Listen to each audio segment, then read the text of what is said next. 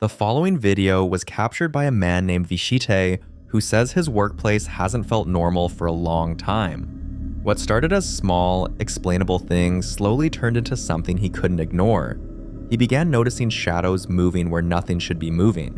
Then came the physical encounters, scratches appearing on his skin while he was alone, the feeling of being pushed when no one was behind him. For a few weeks now, he has started hearing voices and seeing shadows move where nothing should be. Watch this. And I'm gonna go outside.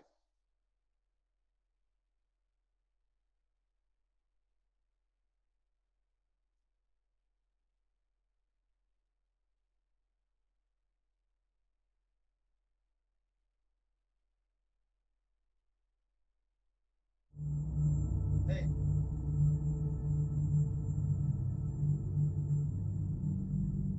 I'm here.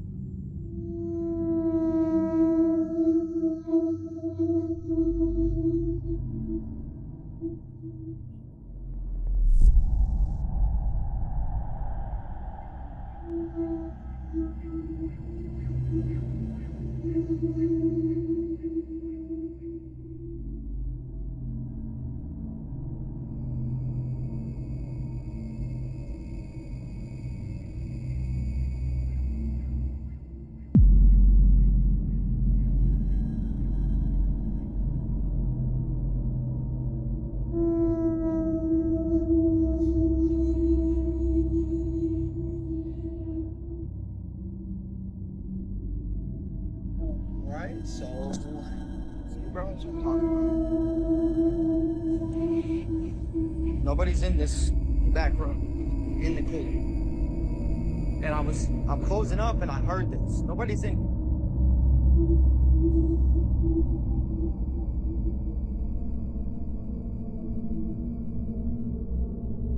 See the cameras. Nobody's up in there. I think this door, the last time, there's nobody up in here. Like, nobody.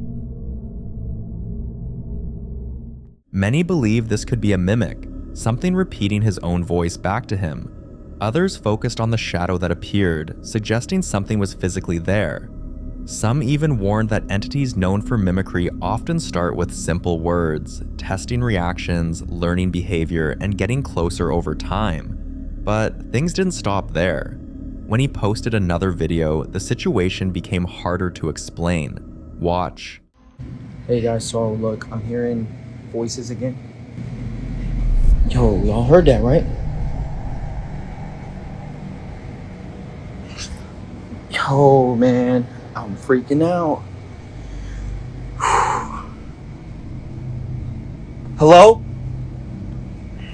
Oh, no. No. That sounded like it was literally in my ear, dude. See, look, nobody is here. Nobody's here. Oh my god, dude, it sounded like something was behind me.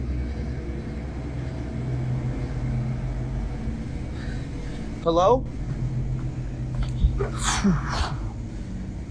Okay, I'm done with this. You need to leave.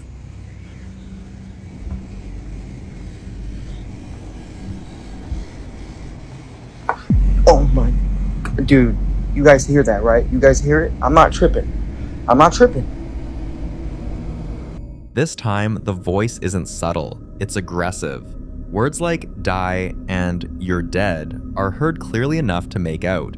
Some viewers went further, suggesting it could be something far more dangerous, something like a skinwalker or even a demonic presence, especially considering his earlier experiences with being physically touched and scratched.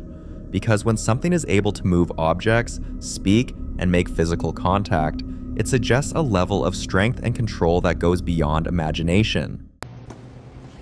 Oh, nope, I just got touched. Nope. Okay, so I'm here at work. Bro, I'm telling you, you heard that, right? I'm closing. And I'm like hearing stuff, bruh. I'm like closing right now, and And I'm hearing, oh, bruh, come on, man.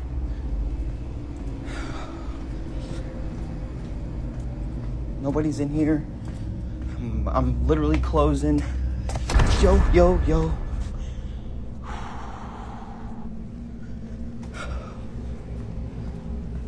I don't know what's going on with this thing, but it's been like really active here lately.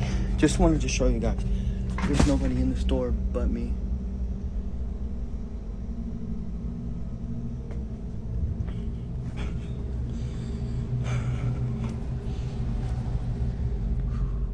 Moments like this are deeply unsettling. Imagine standing alone in a quiet building, already on edge, and suddenly feeling something touch you. Not imagining it or thinking it happened, but actually feeling it. Your brain immediately tries to rationalize it. Maybe it was your clothing, maybe your nerves. But deep down, you know when something touches you. And when it keeps happening, it changes how you exist in that space. Every corner becomes suspicious, and every shadow feels closer than it should be. At this point, viewers began warning him about something else: attention. Many believe that reacting emotionally, showing fear, or constantly focusing on whatever is happening can strengthen its presence. Some even say that fear itself can act like an invitation. But when you're alone and something speaks to you, touches you, and follows you, is staying calm even possible? Well, for Vicente, it's hard to just ignore it. After days of having the same thing happen to him at work, people advised him to confront it, and here's how that went.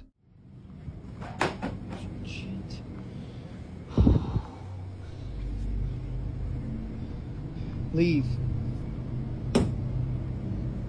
Oh, go. I rebuke you in the name of Jesus. Get out of here. Oh. Leave. Shh. Ooh, dude, I'm hearing shit. No. Okay, you just go. Just get out. Leave. Oh, God damn it.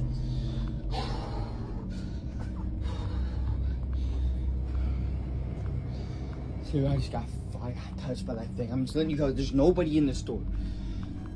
See, I'm doing what you guys want, and then I'm hearing there's shit going on everywhere, dude. Man. Leave.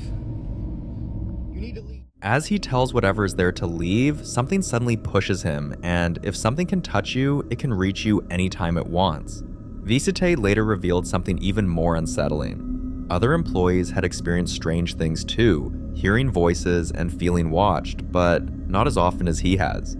Almost like whatever is there chose him specifically. A few weeks after his last post, things got worse. I'm trying to lay down, and these damn lights won't stop going on and off. And I'm the only one here currently, and all my damn cabinets are open. And my remote for the lights are over there.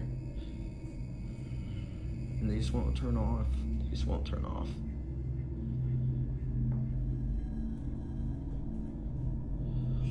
Yo, what the f is that? Now, it wasn't just his workplace anymore. Cabinets he clearly remembered closing would be open, lights he turned off would turn back on, and he began hearing the same kinds of sounds inside his own home, the same presence, and the same feeling of not being alone. Many believe this could be attachment, when something connects itself to a person rather than a place. Others believe that by documenting it, speaking to it, and confronting it, he may have made himself more visible to it, reinforcing whatever connection had already begun. Because sometimes the moment something realizes you can hear it is the moment it stops hiding and starts getting closer. So what do you think Vicente is really dealing with? And once something starts interacting with you like this, is it already too late to make it stop? I'd love to hear your thoughts on this.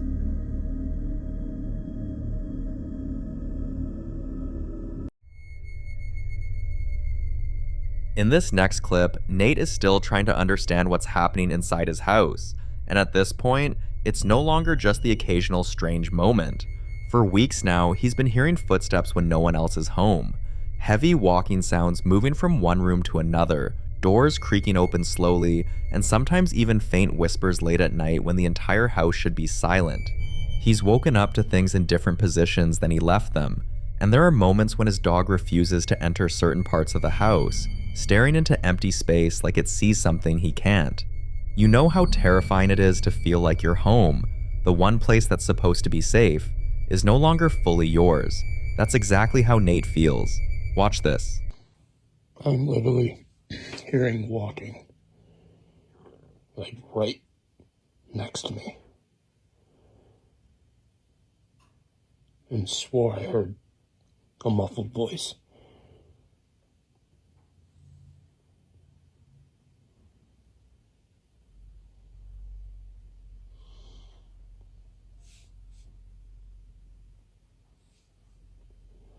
It was like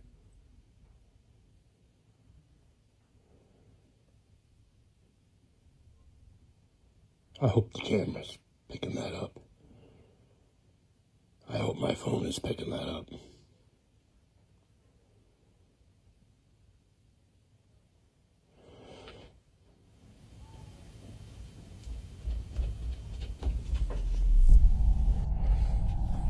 What is that?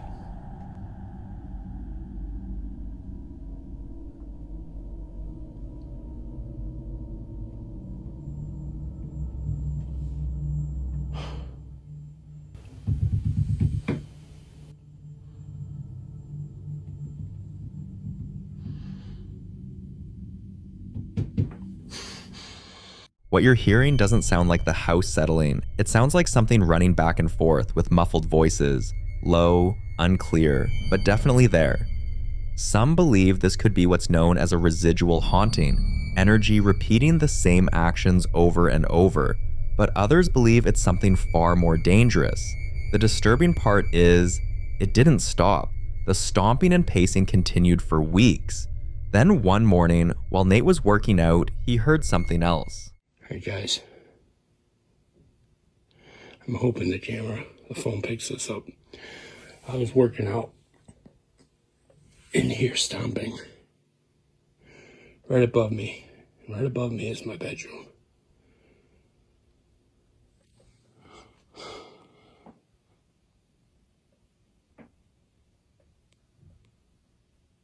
I really hope the phone is picking that up.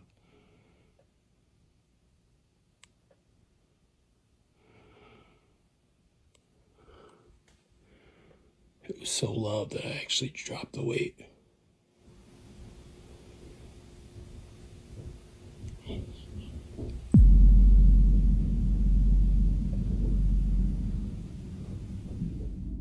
God, I hope it's picking that up.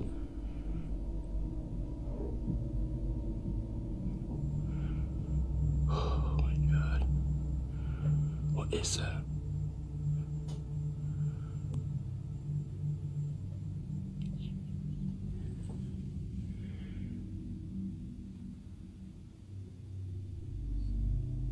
I'm shaking right now.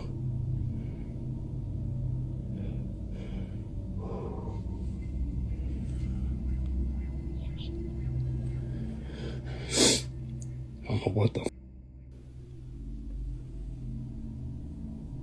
Toward the end of the video, a voice can be heard saying, "You need me."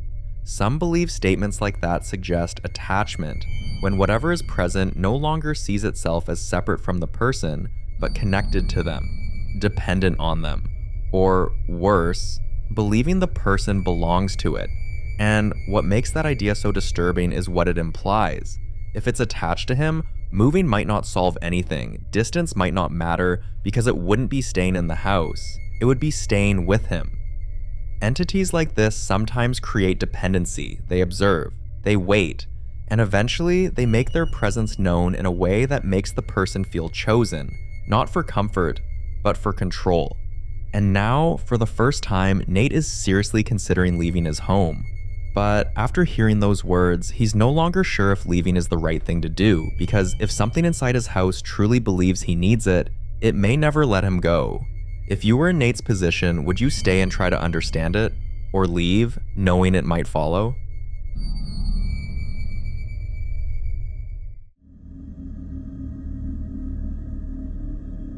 Now in this next clip, popular Midwest ghost hunter Ian visits one of the most feared and talked about locations in Indiana, the Blackford County Jail, hoping to finally understand why so many unexplained incidents are still being reported there. This isn't just another abandoned building, this jail has a long and disturbing history, and many who've entered its lower levels say the basement feels different from the rest of the structure. Heavier, oppressive, like something is still occupying that space. But what makes this visit different is the specific reason Ian went down there. For years, people have reported sightings of what they describe as a little person moving in the basement. Not a shadow, not a vague shape, but something physical, small, and fast. Some believe it's the spirit of a former inmate trapped and unable to leave, but others strongly disagree. They claim what's down there isn't paranormal at all. They believe it's something alive that hides and watches. Watch. Is there anybody down here? Well, they say that this hole is a portal that spirits can enter. If this is indeed a portal to the spirit world, could you come up out of that hole? Float upward towards me.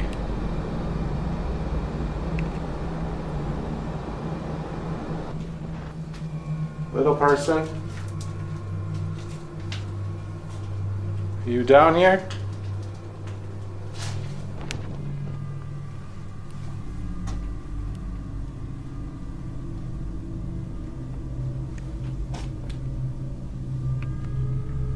Are there any prisoners down here? This is where they kept the worst of the worst. Go! After hearing that sound, Ian immediately freezes. It isn't the kind of noise old buildings usually make, and it doesn't sound like wood settling or pipes shifting. He stands there, listening carefully, trying to determine where it came from, but the silence that follows is almost worse. Going down there alone didn't sound like a good idea, especially knowing the stories. So instead, Ian decided to wait, hoping to catch even the slightest movement that could explain what he just heard. And then, after a while, he sees this. Whoa, whoa, whoa, whoa, whoa, what did I just see? What did I just see? I just seen something on the ground. Holy crap. It didn't look like a person though. For a brief moment, something appears small and low to the ground. It moves quickly enough to avoid being clearly identified. But it's there, and it wasn't his imagination. Some viewers believe this could be the little person witnesses have been describing for years, a spirit manifesting in physical form. Others believe something far more disturbing, that there may actually be a living presence hiding beneath the jail, something that has adapted to the darkness, something that knows how to avoid being seen. At this point, Ian has a choice. He can leave knowing he's already captured something unexplained, or he can go further into the one place everyone warned him about. But Ian didn't come all this way to turn back now.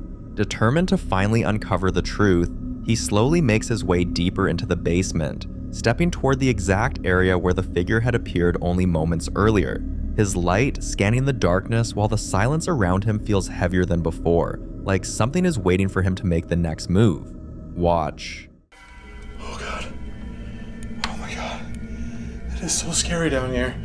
Oh.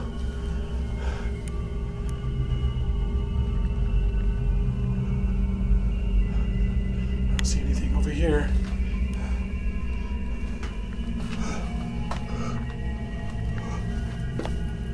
Creepy crawl space. Oh. I am not going in there. No. Little person? Are you in there? Oh, dude, what if it snatches my arm?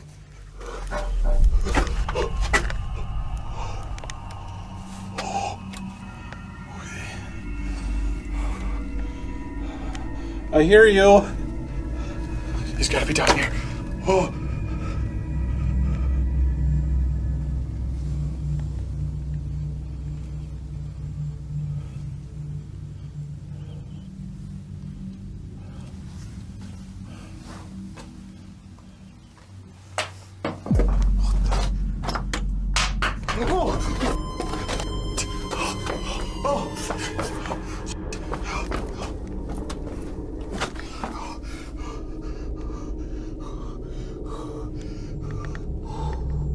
Dude, a fucking rock just got thrown at me.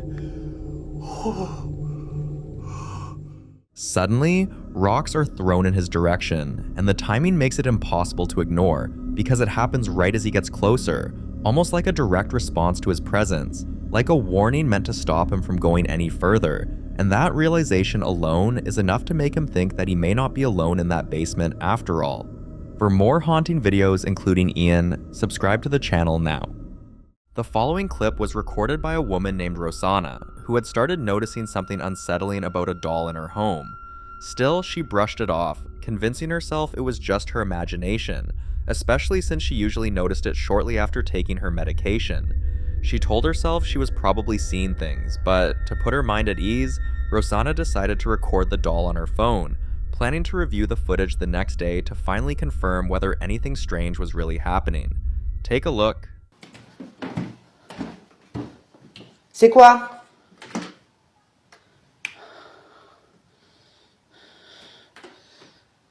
Oh non.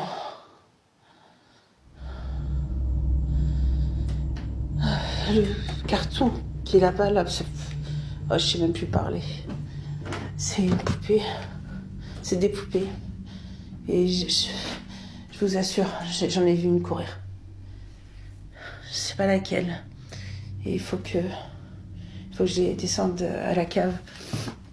Mais là, c'est la nuit. J'ai pas envie de croiser la vieille. C'est quoi? C'est quoi?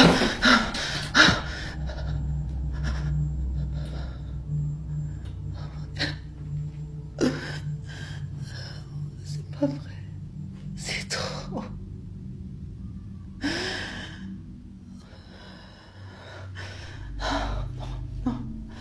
If you watch closely, the doll had a straight face when she first picked it up, but moments later, its face seems to change, almost as if it's smiling.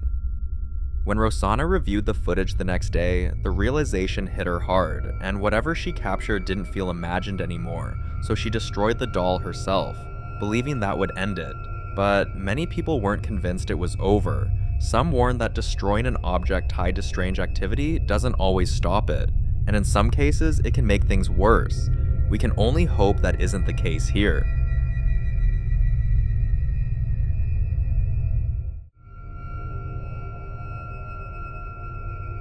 The guy in this next video has been having trouble sleeping for weeks now. Every single night, right around 1 a.m., someone comes to his door and starts knocking. Not just a quick knock, but slow, deliberate taps that last long enough to make his heart race. Knowing what people say about opening doors at strange hours, he stays in his room, frozen, whispering protective words and trying not to make a sound. But on this particular night, his fear gets the better of him. With his phone in hand, shaking, he starts recording, hoping to at least have proof of what's been happening. Watch closely. No sé qué pasa, boludo. Estoy en mi pieza queriendo dormir, boludo, y me toca la puerta toda la noche, amigo. Son como las 1 de la mañana. No hay nada. No, amigo, ¿qué mierda es eso, boludo? ¿Qué mierda sos, la concha de tu madre? Boludo, no. Amigo, no hay nadie, boludo. No. De hoy se está escuchando esa mierda. ¿Qué? No, boludo, no. No. Encima voy a buscar la ventana, boludo. No hay nadie, amigo. O sea, no hay chance que haya salido alguien por acá, boludo.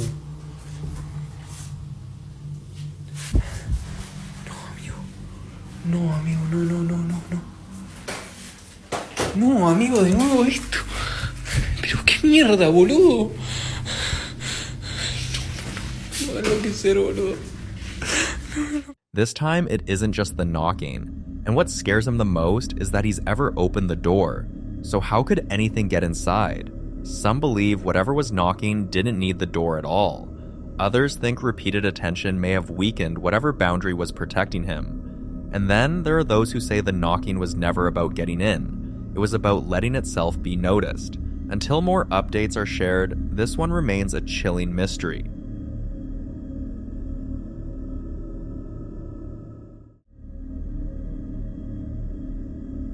Now, in this next clip, a woman named Simone shares what she says has been slowly haunting her home. At first, it's just a shadow, appearing briefly, then disappearing, always in the same areas of the house. But over time, things escalate.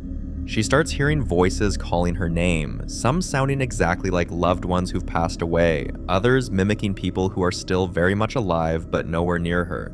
She also started hearing knocks and started having vivid, intense, and terrifying dreams, where something seems to chase her night after night. Feeling dismissed by everyone she confides in, Simone finally begins recording what's happening. Watch closely. It's back again. It's back again tonight. Who is it? What do you want?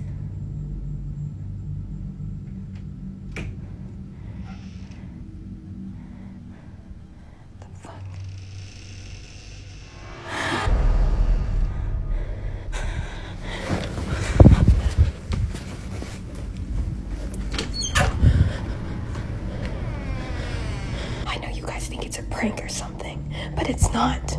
It's not. Something else is here.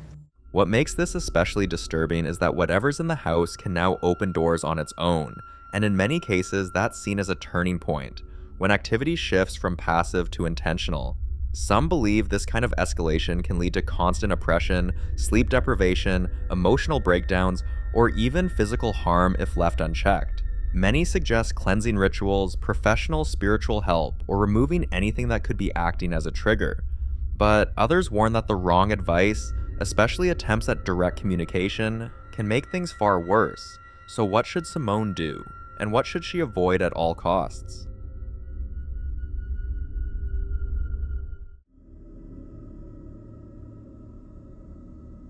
On the 26th of December 2025, this is what a family's security camera captured. Watch closely.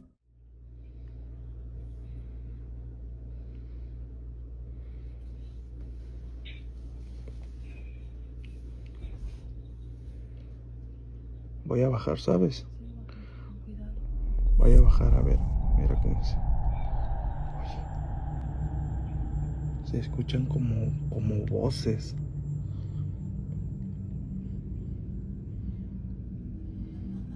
Ya sé, tú, voy a bajar. Sí.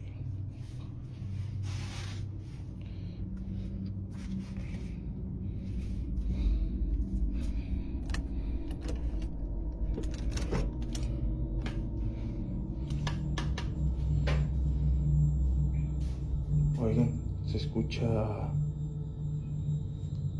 Se está escuchando mucho ruido.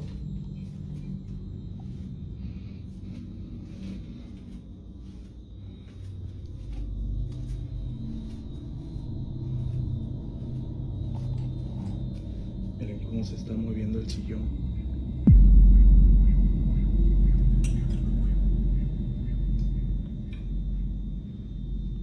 Todo eso en la cocina, se escucha ruido en la cocina.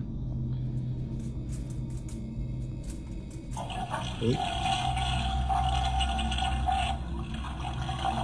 Se están accionando las cosas.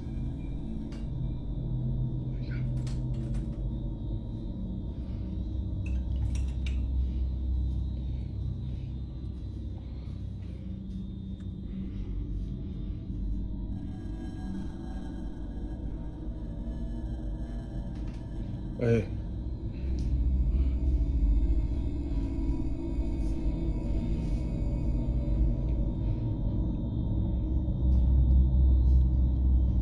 Creo que ya las cosas hay que dejarlas así y es lo normal, amigos, es lo normal, la verdad.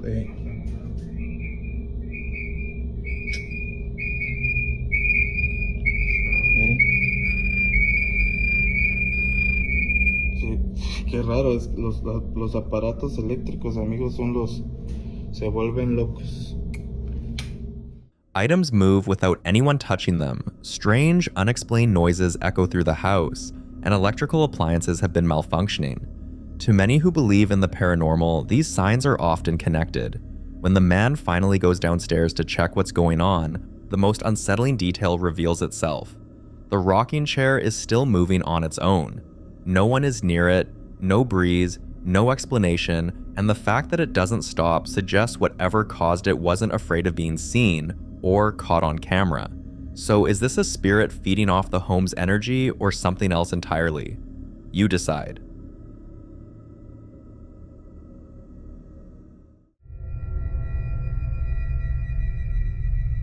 This next clip is about a man who thought he had finally solved the nightmare inside his home.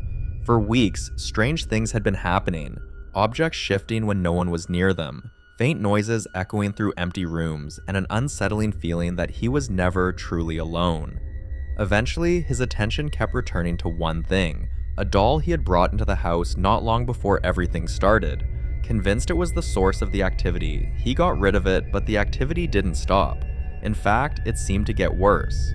Watch closely. ¿Qué onda, raza? Otra vez está escuchando que le están pegando allá afuera. Vamos a ver qué rollo. Ya tiene una semana que no pasaba esto, pero otra vez escuchó que le están pegando allá al tanque de gas. Vamos a ver qué. Ese tanque de gas es el que le pegan. Bueno, ya tenía una semana que no pasaba. Cerrar la puerta porque está canijo.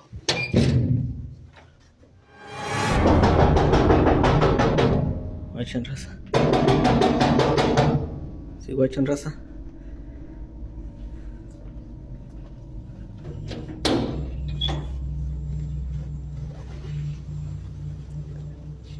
No hay nada, raza. Está saliendo de control esto. Ya tiene una semana que no pasaba nada.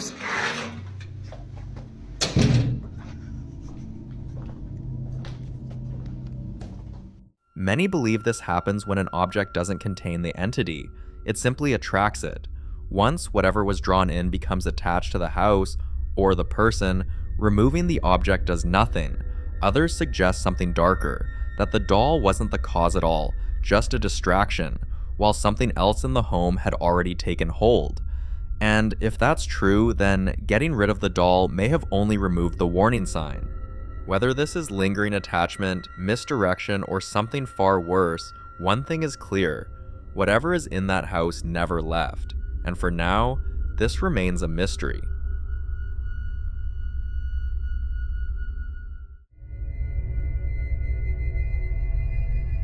Now, in this next video, footage captured on August 14th, 2018, inside the Watts house in Frederick, Colorado, just one day after Christopher Lee Watts ended the life of his pregnant wife, Shanann, and their two daughters, Bella, who was just 4 years, and Celeste, who was 3 years.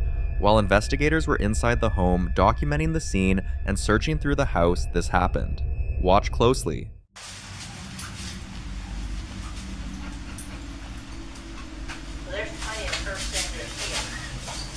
Yes. Yeah. Oh my gosh. What in the world is that? Wow. Go in there and step on that little blue thing and see if that's where that noise came from. Yeah, it sounded like a kid toy. It might. It sort of sounds like it. Something. I heard it. That one, did you hear it? I did. Sounded like a kid giggling or something, didn't it? Or a kid. It did. Where did that come from? Because all he did was go straight in there.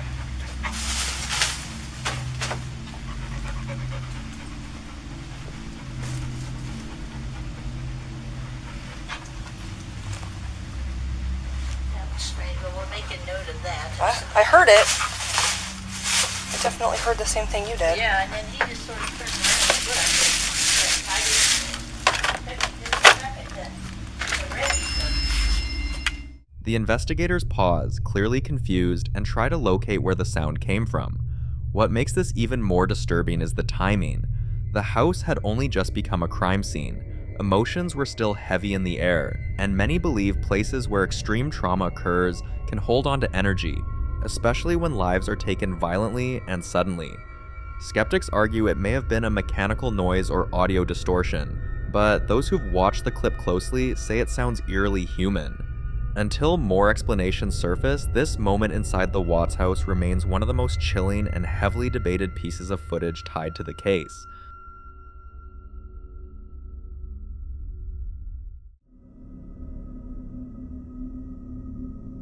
In the following video, a guy staying at his parents' house for the holidays is up late watching Stranger Things when he starts hearing knocking sounds coming from outside. At first, he brushes it off because the house is surrounded by woods, the wind is strong, and the nearest neighbor is nearly a quarter-mile away, so it feels easy to explain. But then something else happens. A bottle sitting right next to him, one he'd been using as a spitter, suddenly starts vibrating on its own. Instead of ignoring it, he opens Snapchat and leaves it recording, hoping to catch either the knocking again or the bottle moving so he can send it to his brother. Watch closely.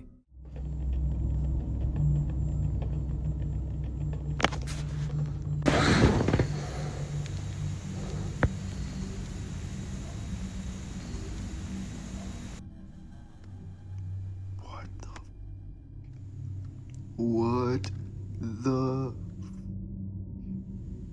The next morning, he shows the video to his parents, and that's when an unsettling detail finally comes out. His father admits that during the open house 3 years earlier, he saw a shadow move across the wall beneath a skylight. He never told anyone because he wanted the property badly and didn't want to scare his wife away from buying it, so he kept it quiet. Now, people are connecting the dots. Some believe whatever his father saw back then never left, only stayed dormant until someone noticed it again.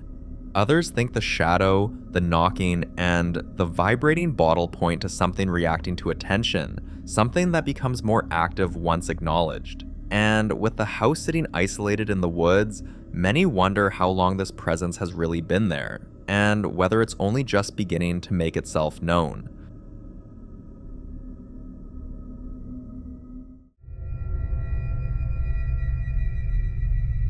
Now in this next clip, popular Midwest ghost hunter Ian heads out on another solo investigation, this time to the infamous Squirrel Cage Jail, officially known as the Pottawatomie County Jail in Iowa. Built back in 1885, the jail operated for 84 years before shutting down in 1969 due to serious safety concerns. The rotating cell mechanism was known to jam, sometimes trapping inmates inside for hours, and over the years, many believe it trapped something else too. The jail once housed serial killer Jake Bird, whose spirit is often said to still linger within the building, but that's not who Ian is focused on tonight. After arriving, Ian makes his way to one specific cell, one that belonged to an inmate named Harry, who died while incarcerated here.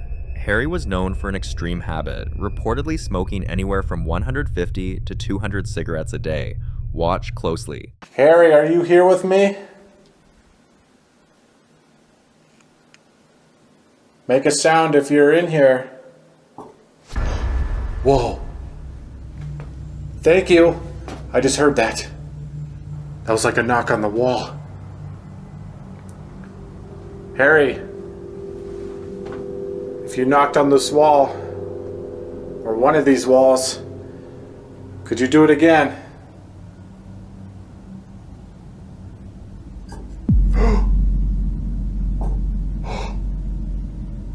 Okay, he is definitely in here. Later, as Ian begins taking photos inside the cell, he notices something unsettling. It's kind of weird. Some of my photos are turning out really hazy looking. That's so weird. I don't know what that's about.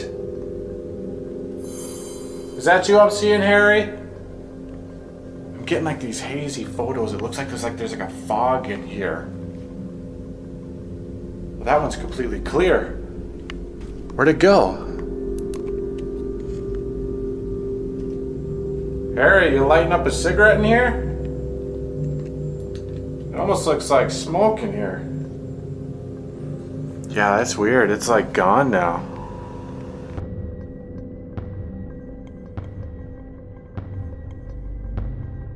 It almost looks as if Harry never really left. So was this just a trick of light? Or did Ian momentarily step into a moment from the past that never moved on? For more haunting videos including Ian, subscribe to the channel now. The following video is about a lady named Savannah, who's now in serious need of help, because it's starting to look like she's living through a real-life paranormal phenomenon. For months, she's been dealing with things she can't explain. Footsteps pacing around her room late at night, objects disappearing and reappearing in different places, her closet door cracking open on its own, and the overwhelming sensation that someone is standing right beside her whenever she tries to fall asleep. But things escalated the night she swore she felt something sit on her chest while she slept. And what truly pushed her to her breaking point was when she heard something in the darkness, mimicking her voice, calling her cat. She screamed, thinking she was losing her mind. Then she eventually set up cameras. What you're about to see is a compilation from different nights, everything her camera captured. Watch.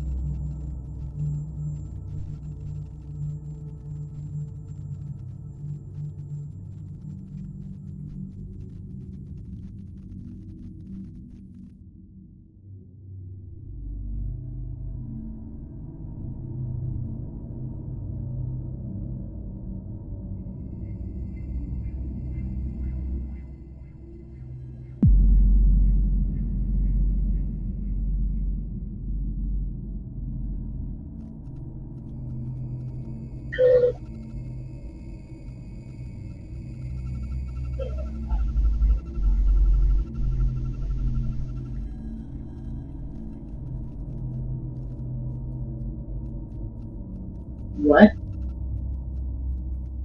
Some nights, small objects would shift and slide across the room as if nudged by invisible hands. Other nights, something would crawl underneath her blanket, pressing against her legs as she slept. There were moments where her cat would freeze, stare at the corner of the room, and suddenly jump as if something tried to pick it up. And on the worst nights, she'd wake up feeling a tight pressure around her foot, like something was slowly trying to pull her off the bed. She's already blessed her room, she's placed crosses around her apartment, she's tried cleansing, prayers, everything. But whatever is there doesn't seem to care. Now she's asking for help, because at this point, she's genuinely afraid of what might happen next. If you have any suggestions, now's the time to share. Who knows, your comment might be the solution she's been searching for.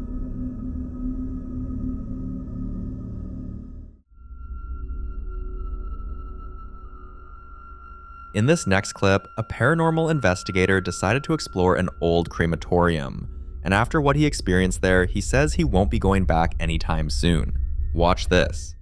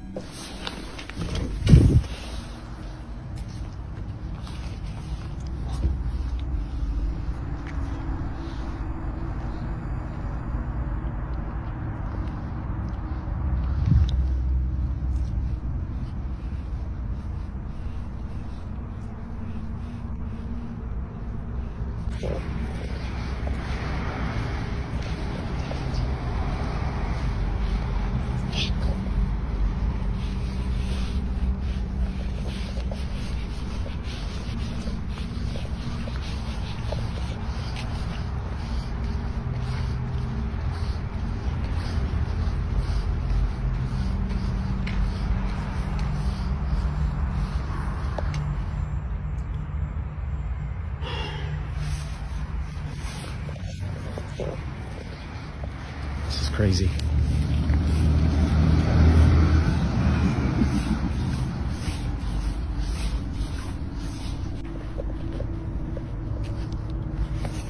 Crematoriums already have a chilling history. These are places where countless families said their final goodbyes. Places where bodies are prepared, tagged, and stored before the final process.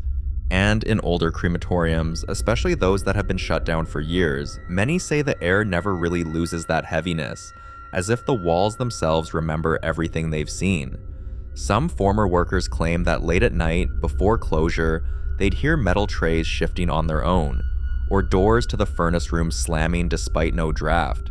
Others swear that once a body is cremated, the spirit doesn't always follow immediately. Sometimes it lingers, confused, or attached to the place where its physical form spent its final moments.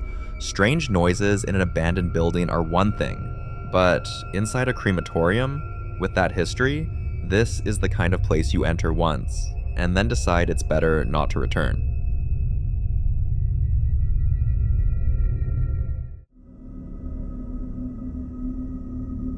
Now, in this next video, a mother named Christy has been dealing with something that's starting to unsettle her in ways she can't explain. For days now, she's noticed a strange pattern. She'll be talking to her little boy, something simple, everyday conversations, and suddenly he'll stop mid-sentence, freeze, and stare off toward a very specific part of the house. No blinking, no reacting. Almost like he's watching something move that she can't see. At first, she brushed it off as childish distraction, saying kids zone out all the time. But it kept happening, and each time, his eyes went to the same direction. One evening, while she was prepping dinner, he did it again. Only this time, he wouldn't stop pointing toward the dining room, repeating the same thing over and over with a strange calmness that made her skin crawl. Watch this. Where's the ghost? Look at it. What do you see? I see something in a tiny room. What is I it? see something in a tiny room. Where is it? Perhaps, you're too rude. I don't see it. I'm opening it. It's the hat. See, look, I'm opening it. Hey, I'll open this one. You is one. What? You is one. There's what? You is. What'd you see? Next to my eye. What? Next to my side on the to my side on the hat. To my side on the hat. It's okay.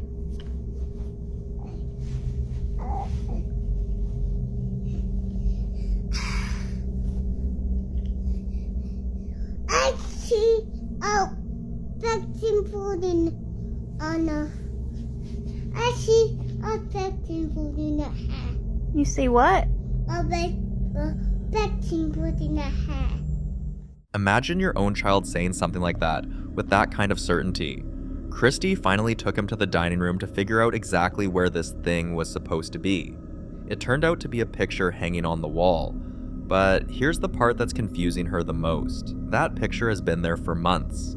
He's walked past it hundreds of times, eaten dinner right across from it, played near it. And it has never bothered him, so why now? Some people think kids are naturally more sensitive, and maybe he's suddenly picking up on something attached to the photo, an energy, a memory, or a presence that wasn't active before. Whatever the case is, something about that picture has clearly changed. And until she gets more answers, this one remains unsolved.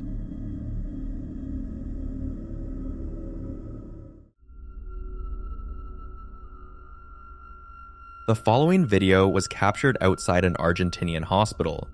A man had just finished visiting someone and was heading back to his car when he suddenly heard a loud bang. Thinking maybe someone needed help or that something had fallen, he walked toward the sound.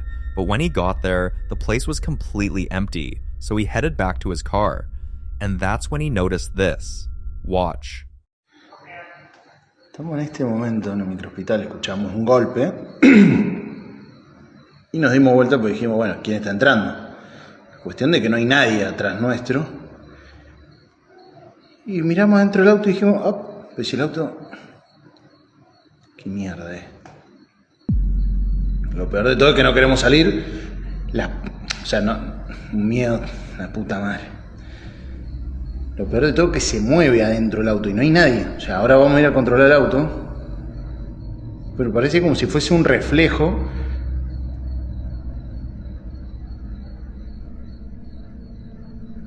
La puta madre.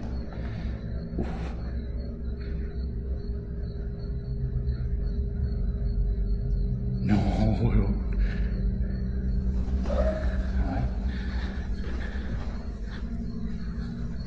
Ya, salimos rápido para que vean que no es mentira. Mamá, la piel de gallina, hermano. Piel de gallina. Cagazo.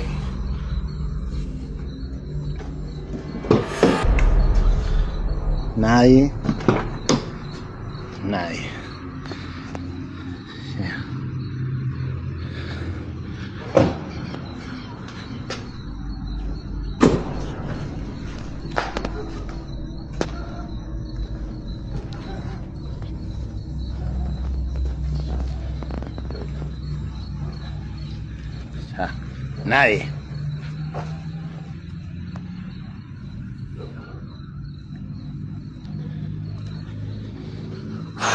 Un montón. Es un montón. Mierda.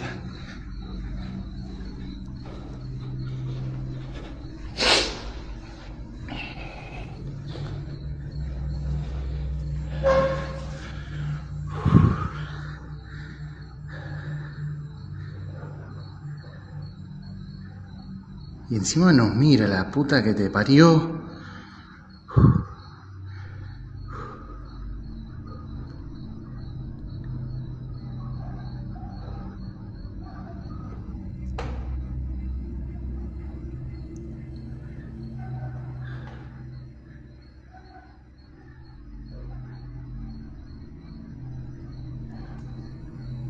No, chabón. No.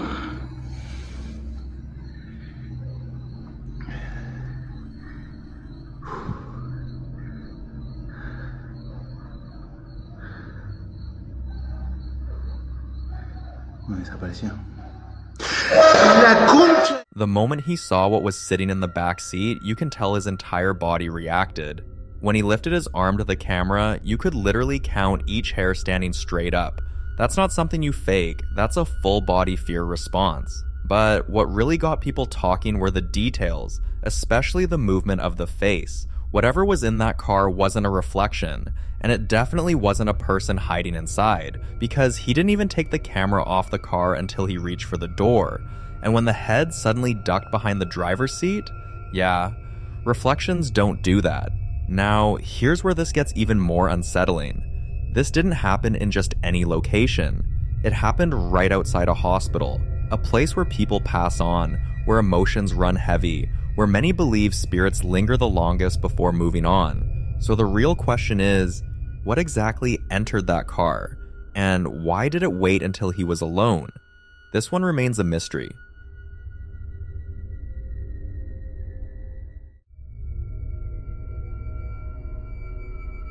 Now, in this next clip, a lady's dog has been acting out ever since she got a new truck. At first, she thought it was nothing. Maybe he just wasn't familiar with the sound or smell. But the more she paid attention, the more unsettling things became. Have a look. What is it?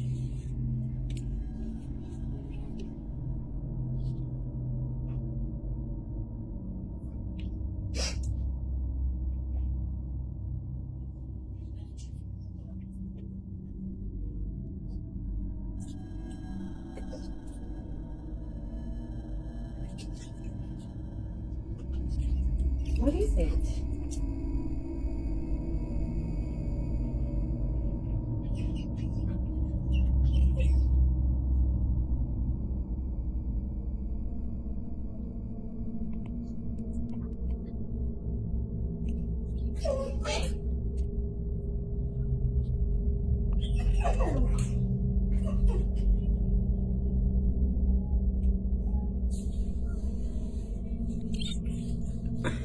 Bud, there's nothing over here.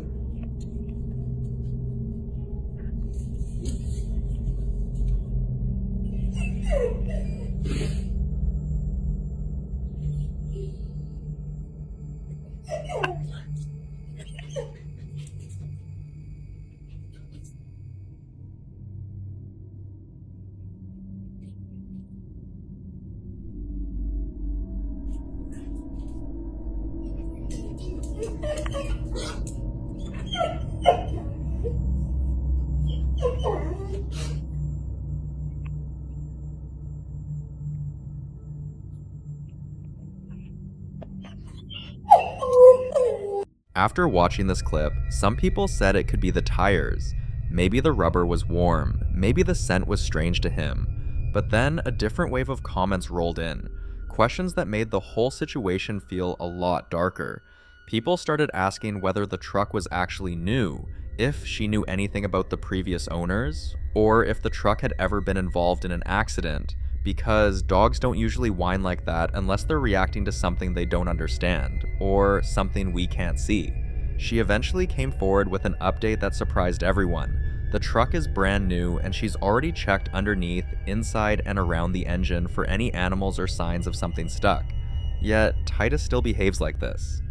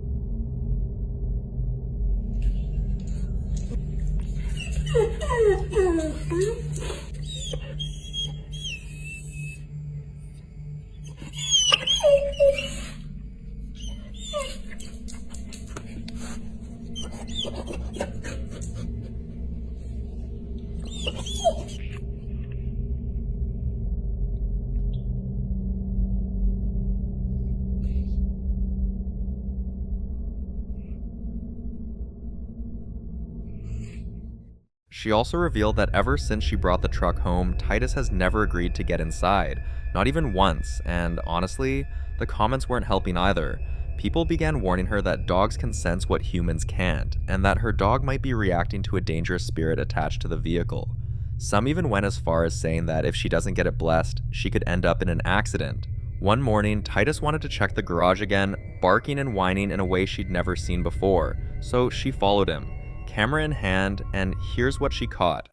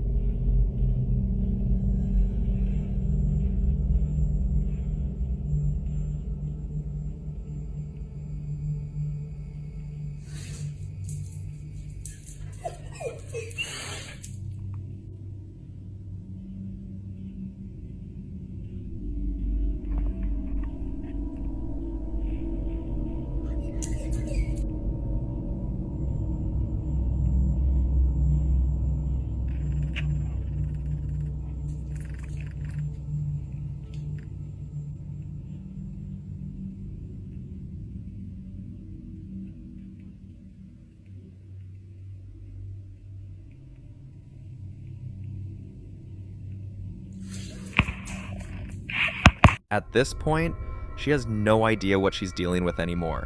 And honestly, none of the explanations so far feel comforting. So what do you think? Is Titus reacting to the smell of the tires? Is there a spirit attached to the truck? Or is there something else we're missing? Something that ties all these events together?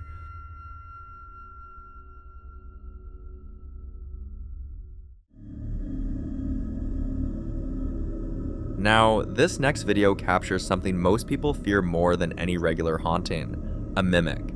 Mimics are the type of entities people describe as intelligent, calculating, and frighteningly good at imitating the voices of people you know and trust, usually to lure you closer or get you to respond. One afternoon, a lady was home completely alone when she suddenly heard this coming from inside her house. Watch. Are you there, honey? Open the door for mommy. Bella. Come out. Bella.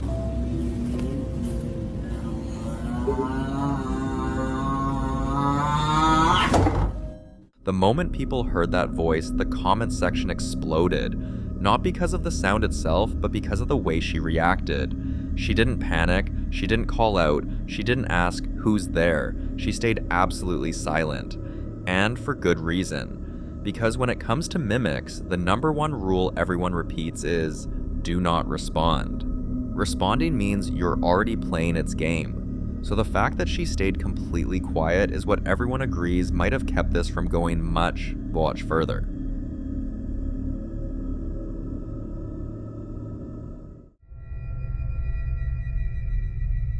Now, in this next clip, the popular Midwest ghost hunter Ian continues his exploration at Bonanzaville, an open-air museum made up of old, fully preserved historic buildings from different eras of North Dakota.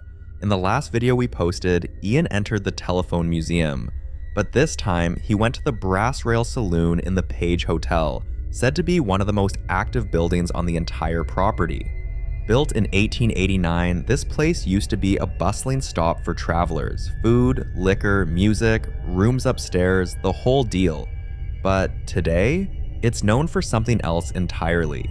Voices that shouldn't exist, footsteps pacing empty rooms, and unexplained noises that seem to follow anyone who dares explore the second floor alone. Watch this. Could you do that again?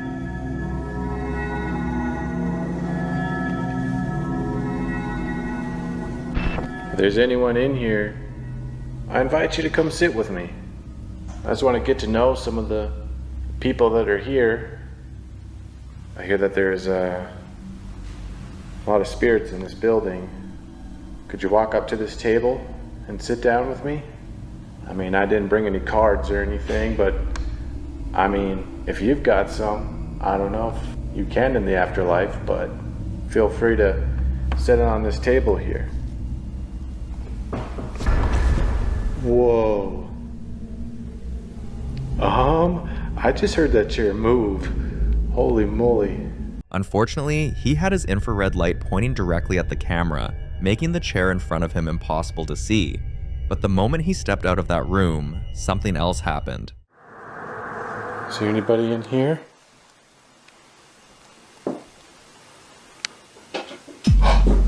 Whoa. That came from in there. I think I might have heard somebody in here. Is there anyone in here?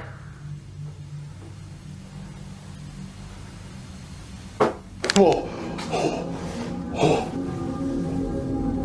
Oh my God! It's okay. It's okay. I'm not gonna run. Did you just tap on that bed?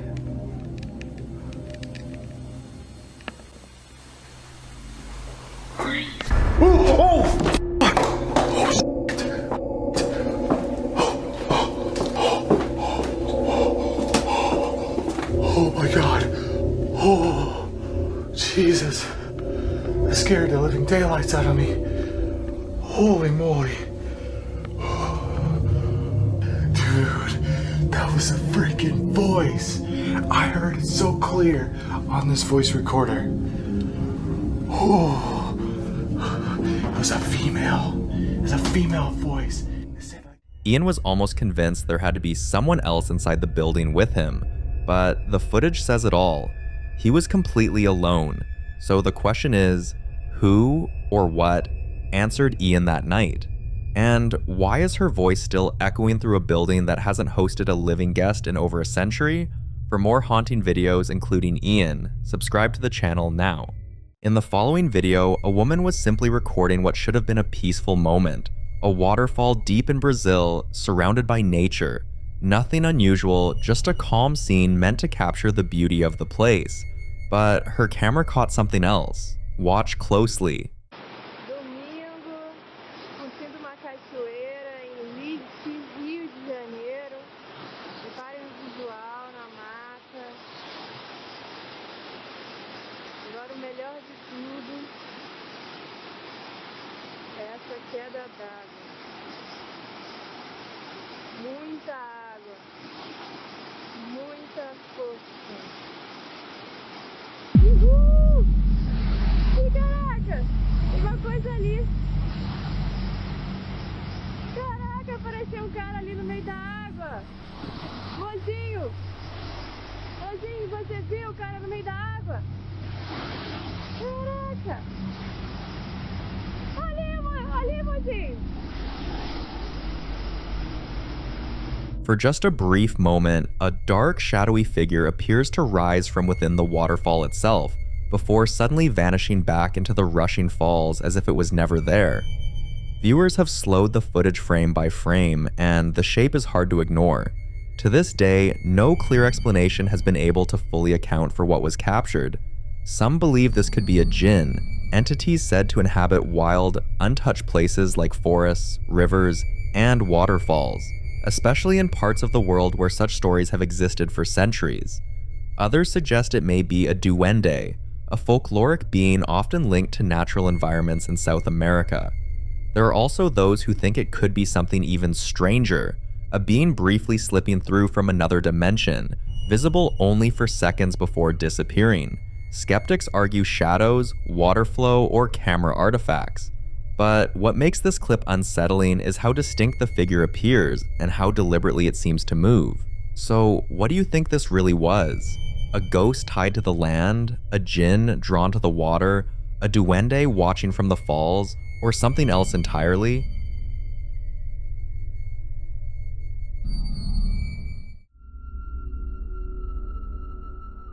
Now, this next video was recorded by a man who's slowly running out of explanations. For weeks, his young son has been insisting that there's someone in the house with them. At first, it was easy to dismiss. A child's imagination, shadows on the wall, toys left in the wrong place. The father brushed it off, telling his son that whatever he thought he was seeing was all in his head. But the claims didn't stop. The boy started talking to empty corners of the room. He'd pause mid-play, stare, and wave as if someone had just passed by. Sometimes he'd laugh, other times he'd go completely quiet, listening to something only he could hear. One night, just as they were about to go to sleep, the boy became visibly unsettled. Have a look.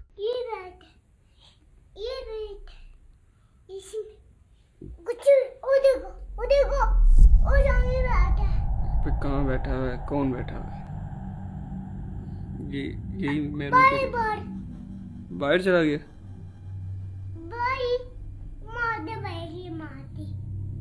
कौन है कौन कैसा दिखता है इसको बुलाओ इधर बुलाओ इसको बुलाओ इसको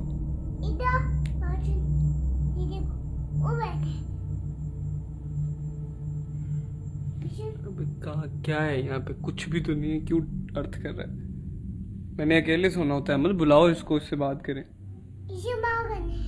इसको बुलाओ उसको मुझे बात करनी है तुमसे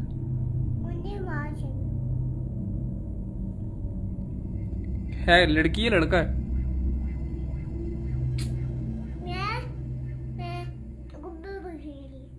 ये जिससे बात कर रहे हो ये लड़की है कि लड़का है Watching the footage back, the father still wasn't sure what to make of it. He couldn't see anything obvious, so he shared the video online, hoping that maybe someone else would notice what he couldn't. Because at this point, the situation was starting to bother him, not just because of what his son claimed to see, but because of how consistent those claims had become.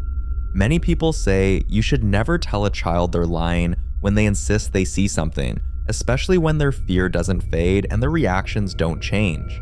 Some believe children are more sensitive to things adults no longer notice. So what do you see in the video?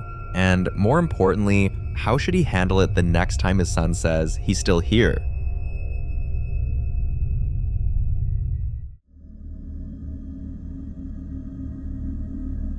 In November 2019, a young man decided to explore an abandoned 22-story building and livestream the experience.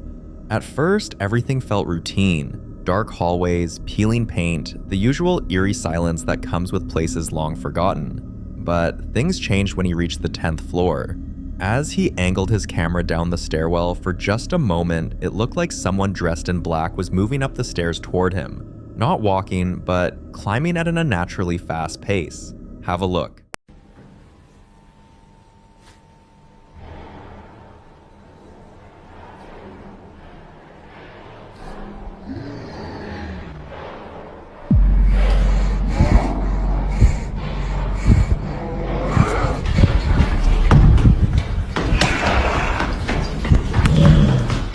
At first glance, you might think it's just another person, but based on the distance covered in about 7 seconds, that's an extreme speed. Even trained athletes would struggle to move that fast in a confined stairwell. And then there's the sound. As the figure approaches, a low, aggressive growling can be heard in the audio. Later, people claim that his phone was found higher up the stairwell, still recording, even though the man himself was nowhere nearby. Eventually, he was confirmed to be physically safe, but according to those who spoke with him afterward, he was too shaken to give a clear explanation of what happened inside that building. So, what do you think really happened? A terrifying misunderstanding or something far worse? Let me know your thoughts on this one.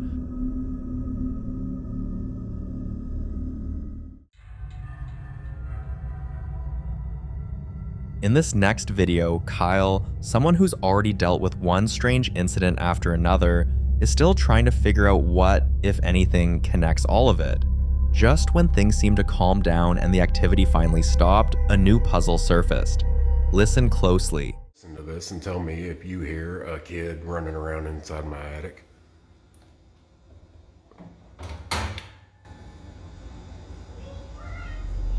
You hear that?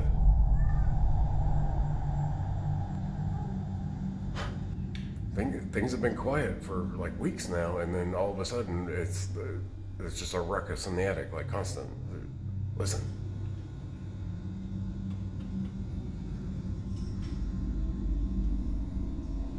Isn't that wild? It sounds like a kid is running around up there. And I promise I do not have a child in my attic. It's just crazy.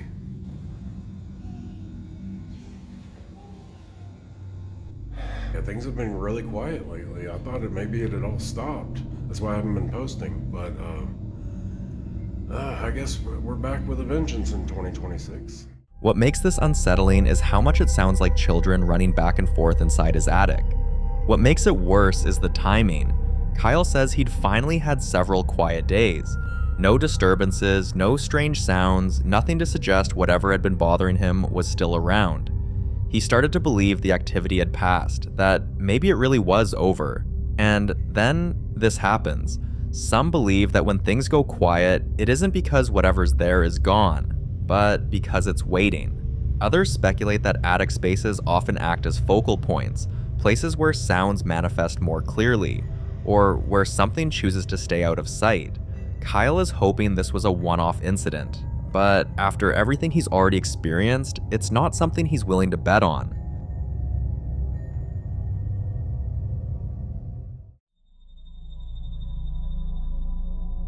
Now, in this next clip, Nate is home alone when he notices something peeking out from his basement.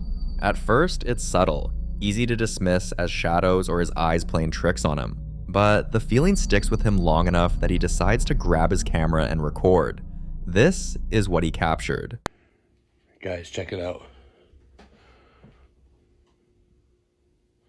Something was peeking.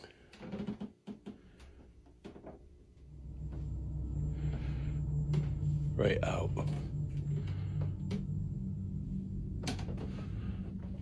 From the basement. I wanted to see if we can catch it. The end of it. But it was like right by the back.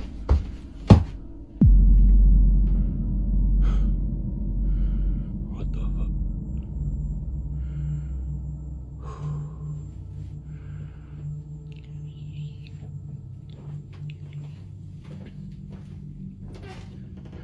This has been the third morning in a row. Like clockwork. I might have to look back, but it might be around the same times as well. I don't understand. There's nothing. And then I was hearing steps coming down those stairs, but there's nothing. Guys.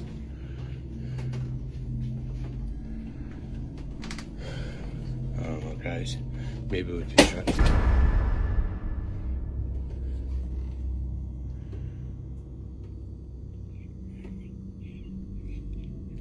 What was that? Forget whatever was peeking out for a moment. What immediately unsettles viewers is the whispering. Some people claim they can make out words, while others say it's just incoherent murmuring. What makes this harder to ignore is that Nate says the peeking hadn't been a one-time thing. He claims it's been happening almost every morning for several days, always from the same spot.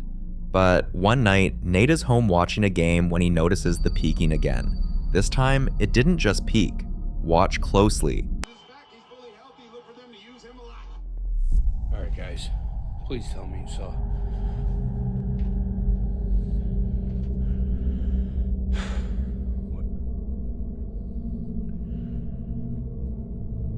Whatever keeps peeking out from there.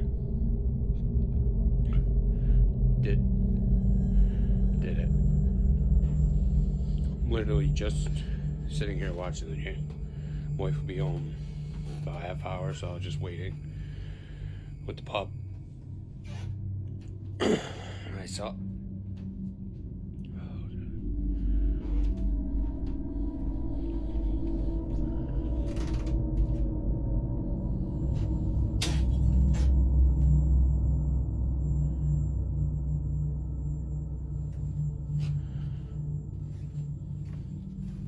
Nothing. Nothing, like always.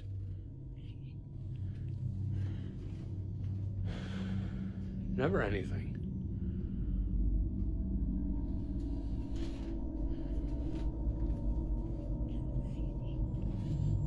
Nothing down there. Just bags of returnables and hoodies.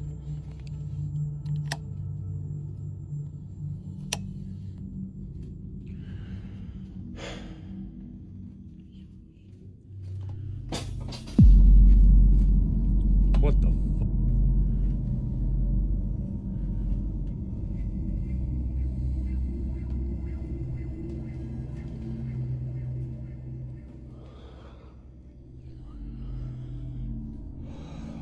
Okay.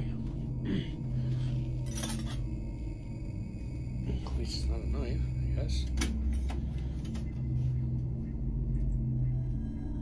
Jesus Christ. Now objects are being thrown. The energy feels different, more aggressive, more urgent. But once again, what disturbs people the most is the whispering. Viewers who compared both clips say it sounds like the same voice from the first video.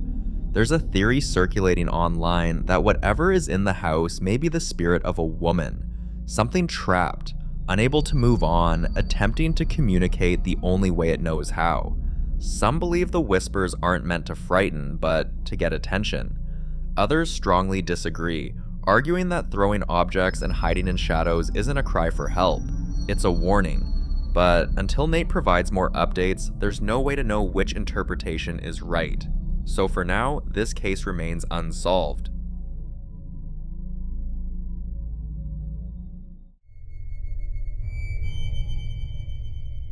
In the following video, a man believes he's dealing with a mimic, and according to him, whatever it is seems to be getting bolder every time it appears. He says the hardest part isn't just hearing the voices, it's when it chooses to act. Around 3 a.m., watch what happened.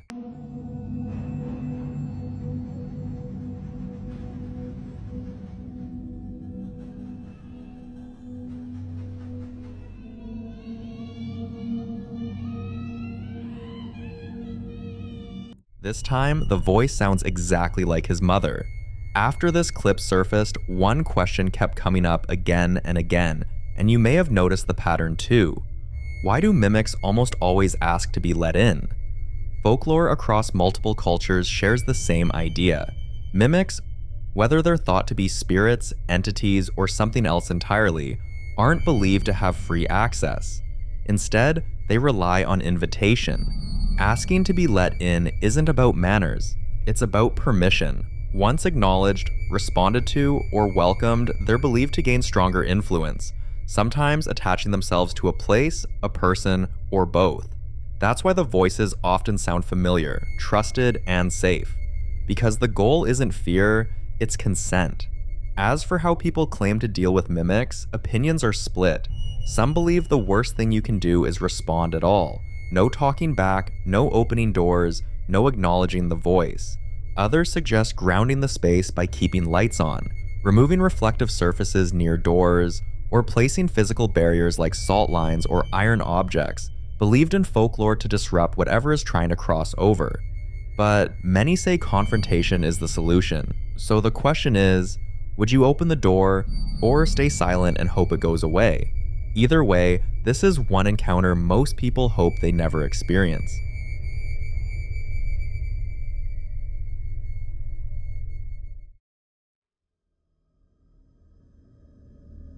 Now in this next clip, popular Midwest ghost hunter Ian continues his solo investigation at the infamous Squirrel Cage Jail, officially known as the Pottawatomie County Jail in Iowa. This time, his final stop is one of the most unsettling locations in the entire building, Jake Bird's cell. Jake Bird was a convicted serial killer, often referred to as the Bluebeard of Tacoma, and is surrounded by one of the darkest reputations tied to this jail. What makes his story even more disturbing is the so-called Jake Bird curse, a legend claiming that several officials connected to his trial and execution later suffered sudden deaths or misfortune. When Ian steps into Jake Bird's cell, the first thing that immediately stands out is Jake's axe, displayed nearby. According to local history and long-standing accounts, an axe like this was linked to Jake Bird's crimes and is now kept as a reminder of the brutality tied to his name. To see if Jake Bird's presence still lingers, Ian decides to conduct a spirit box session inside the cell. Watch closely. Are you here with me?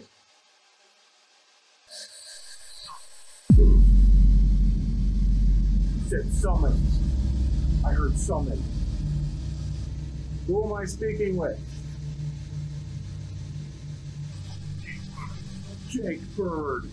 Jake Bird. It just said Jake Bird. That was so clear.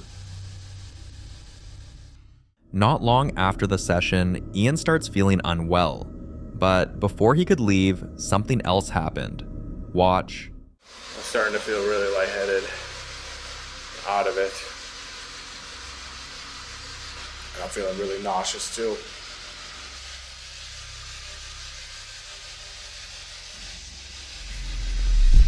Oh, holy f***. I swear to God, I just see the shadow. It went into the bunk bed where the axe is.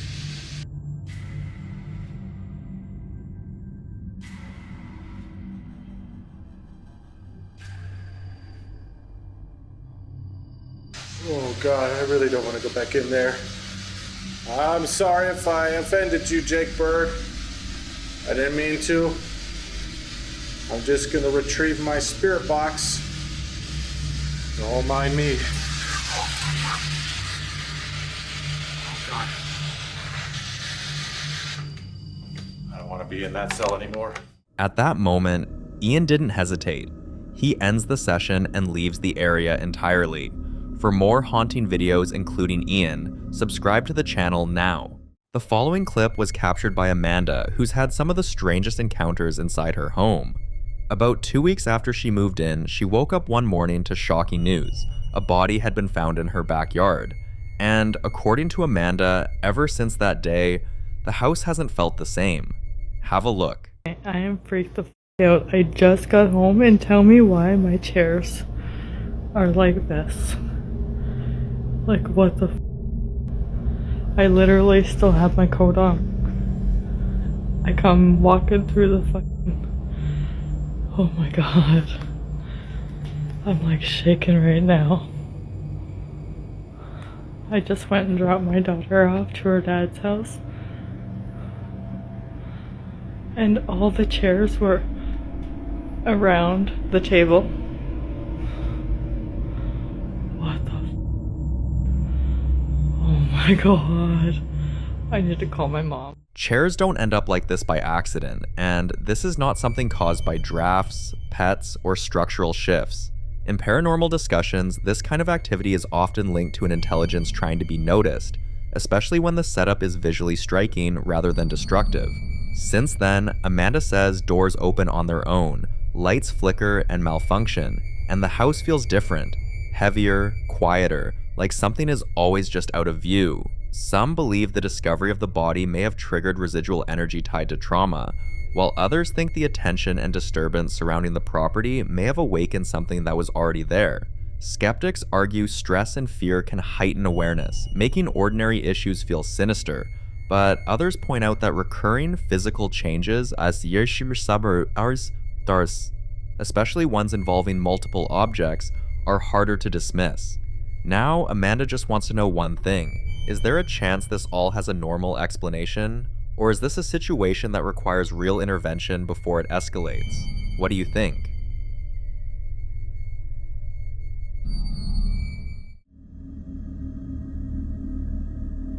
This next video was captured by a family security camera, installed after everyone in the house woke up to a loud bang in the middle of the night, followed by several other unsettling incidents they couldn't explain. Hoping to catch whatever was happening, they set up cameras. Take a look.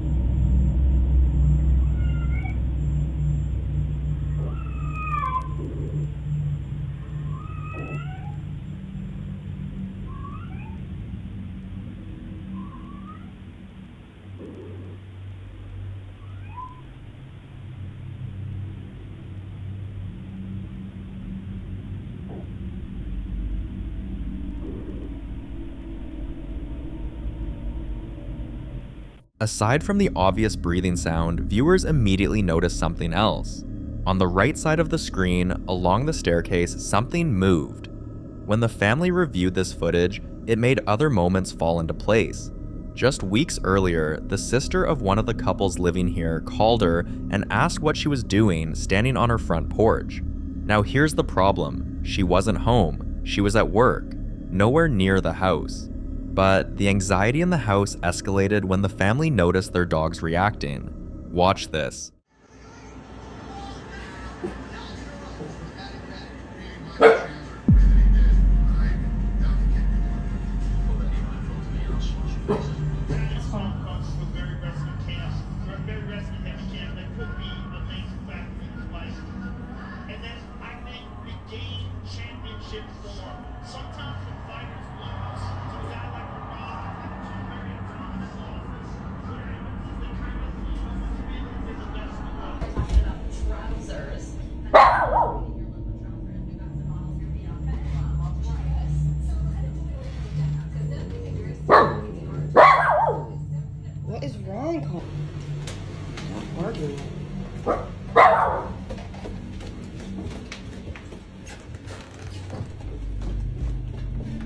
Connor.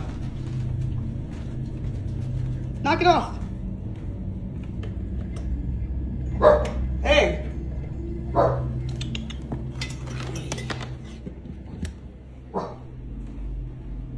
Barking at the door again.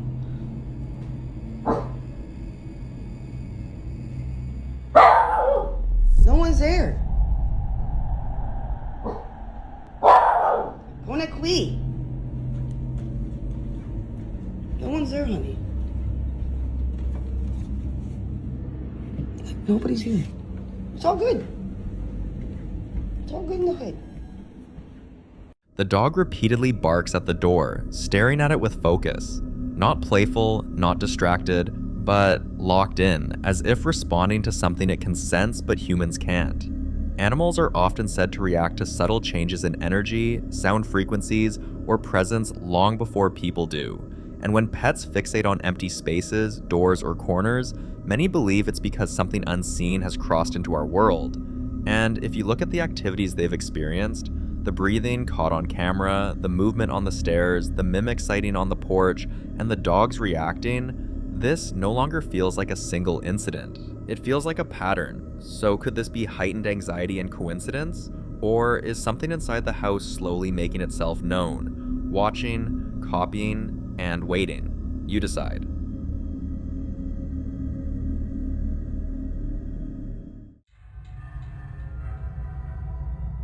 Now, in this next video, Nate, who's been trying to get to the bottom of whatever is happening inside his house, captures something new on camera. By now, his experiences follow a disturbing pattern. He wakes up to objects scattered across his kitchen floor, his dog refuses to enter certain corners of the house, and the sound of footsteps moving along the stairs when no one else is home. One night, while waiting for a UFC fight to start, he begins hearing something unusual. Listen closely. Guys, I want you guys to check this out. So, I'm just chilling here, waiting for the UFC fights to start. Dog's there. And I'm just sitting here. I was re-racking my weights. And I was hearing the scratching. And it sounded like it was coming from like right in front of me. But I don't see anything. Like, up. I heard it. But I was like looking. And it sounded like it was coming from like... You hear that? What the f*** is that? It sounded like it was coming from like right in front here, but... I don't see anything else.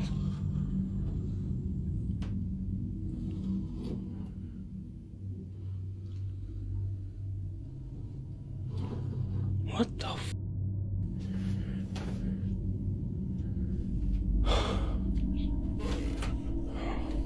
Like, I have no clue. Hearing scratching or dragging sounds can mean something is trying to mark territory or test physical boundaries, especially when it happens repeatedly in the same areas of a home. Another detail viewers couldn't ignore is Nate's environment. His house is almost always dark.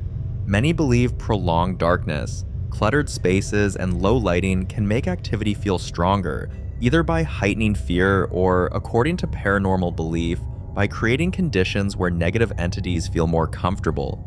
Another night, a different sound woke him. This time, it wasn't scratching, it was stomping, and when Nate got up to check the house, this happened. Hey guys. So I was upstairs and was woken up to the sound of stomping down here. I mean, loud stomping. It is currently 2:52 a.m. So it's a little before 3 a.m. And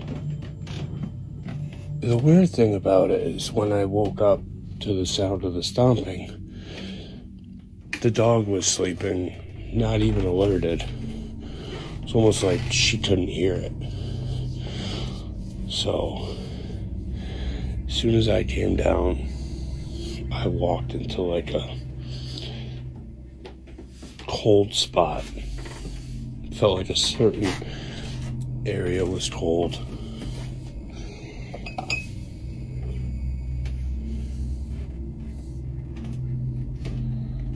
But it was loud. It was such a loud stomp. Like I said, it's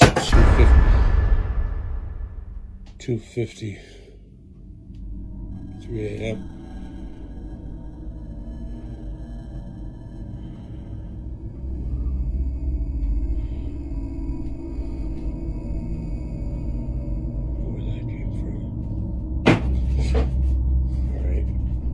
Scratching, stomping, footsteps, all familiar at this point. But what truly unsettled him was something else entirely. His dog didn't react. Normally, animals respond instantly to loud physical sounds, yet during the stomping, his dog remained unusually calm, as if it either couldn't hear it or didn't perceive it the same way Nate did. Some believe the dog may have already learned to avoid reacting, but this concern quickly became secondary. Because the next morning, Nate woke up to something far more disturbing: scratches on his body. If this had happened once, it's easy to say he accidentally scratched himself while he was asleep, a reaction to fabric, even stress-related skin irritation. But it didn't stop. It kept happening. And on the morning after the stomping incident, he recorded this. Watch. So the people that were asking for a better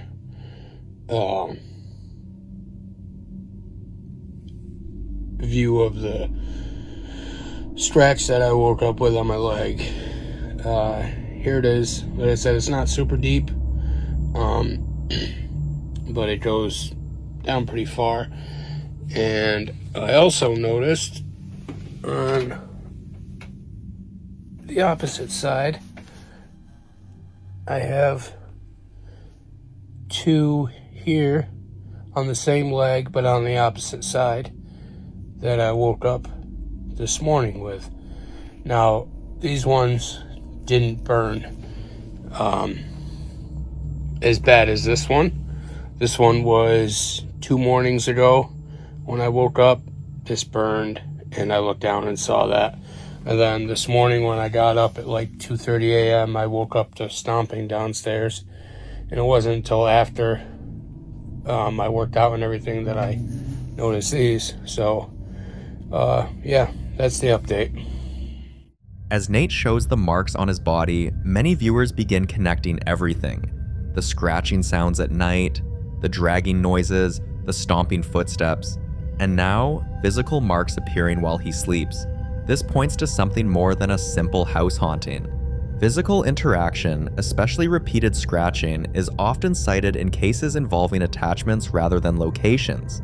Some believe this points towards something escalating, moving from environmental disturbances to personal interaction. Others think whatever is in the house may be trying to assert control, feeding on fear, isolation, or even exhaustion. And the most disturbing part, the activity isn't random anymore. It's consistent. And it's getting closer. So whether it's an attachment, an oppressive presence, or something feeding off the darkness and silence, one thing is clear. Whatever this is, it's no longer staying in the shadows. And until Nate gets answers, this case remains deeply unsettling and completely unsolved.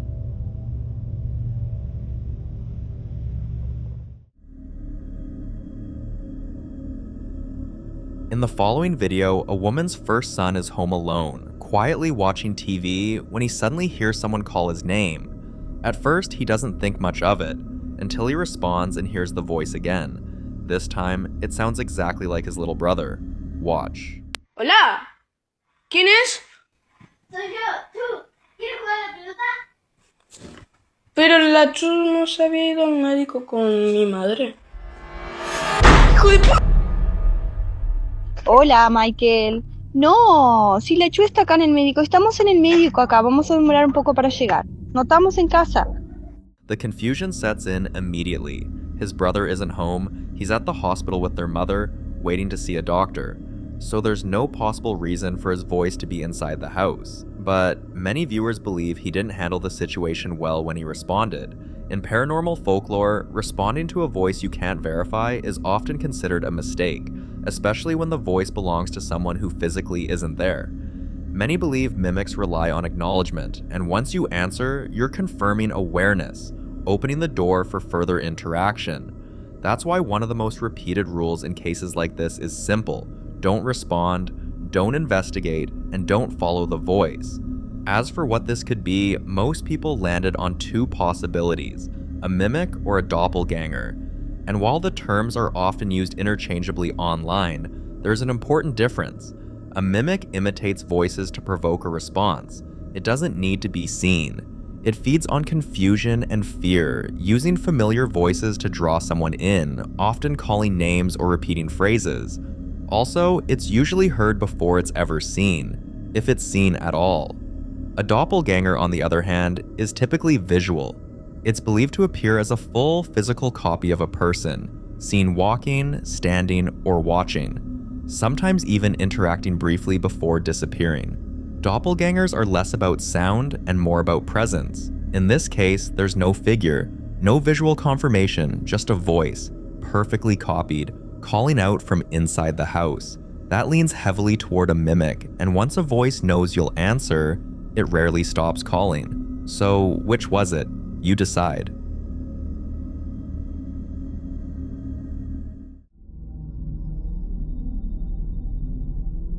Now, in this next clip, popular Midwest ghost hunter Ian continues his investigation inside the infamous Boyd house. At this point, he's still inside the room with the haunted painting, the same room where the power mysteriously died the moment the artwork was brought in. Earlier, Ian heard a heavy dragging sound echo through the room. Most people would have left immediately, but Ian didn't. Instead of backing out, he stayed put and began slowly scanning the room, hoping to capture something. Watch closely.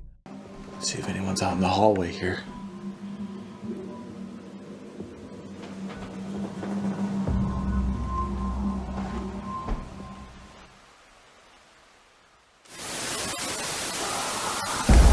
Oh my god.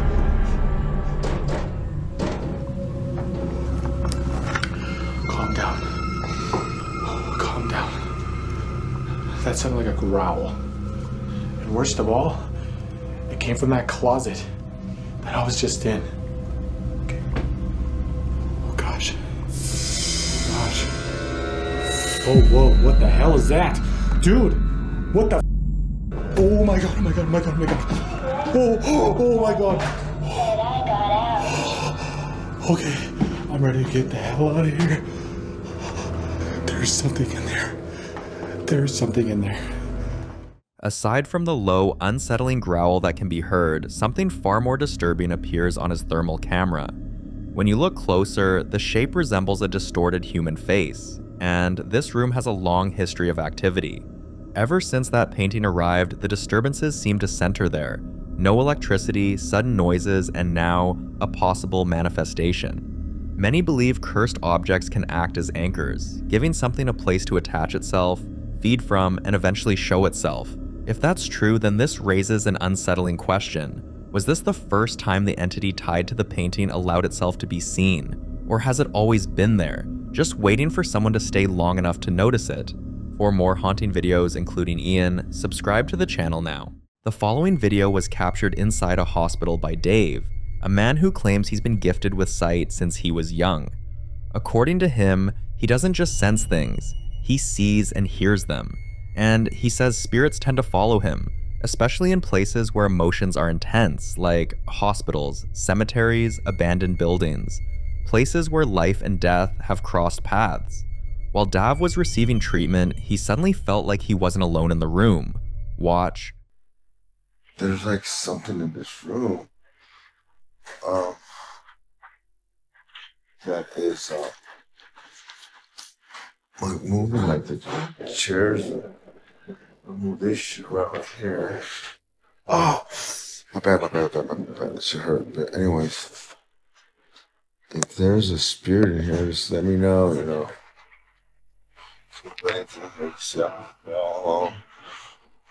And Sometimes things, this is Kaiser. Oh, man. I felt like a really, really heavy presence in this room right when I walked in, but I just thought I see something sitting right there. I'm sorry. My phone. That's not good. There's a lot of things happening here. Again, that door slowly opened and closed right now. If there's anything in here, just give me a sign.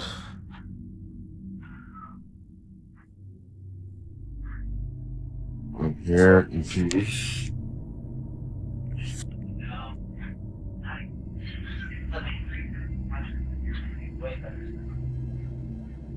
Okay, you can say anything.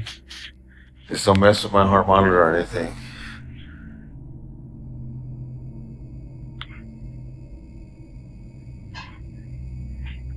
That started to move.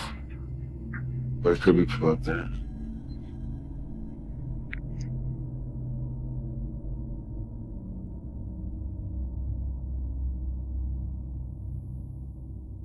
I just can't do it.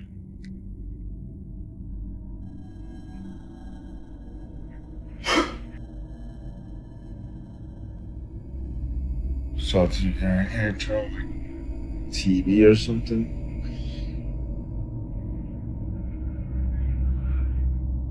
Move anything you want. Let the people know that you're speaking to this thing.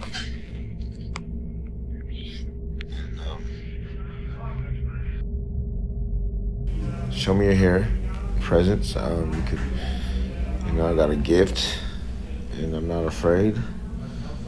So if you decide to move anything, or open that door again, I won't be frightened.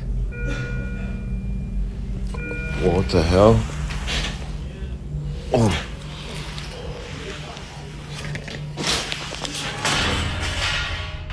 Whoa, shh. Excuse me, nurse.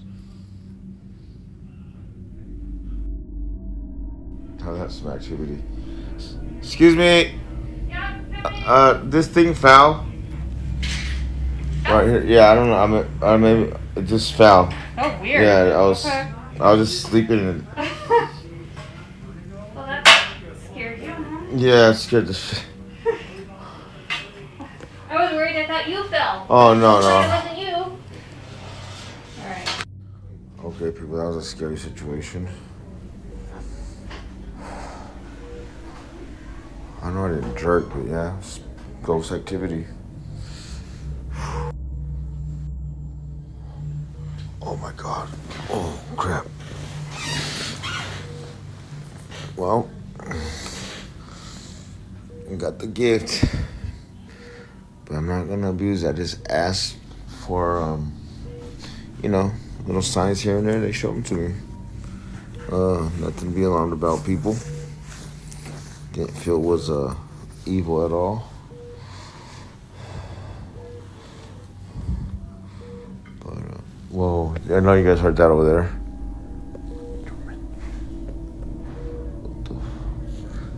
Woo!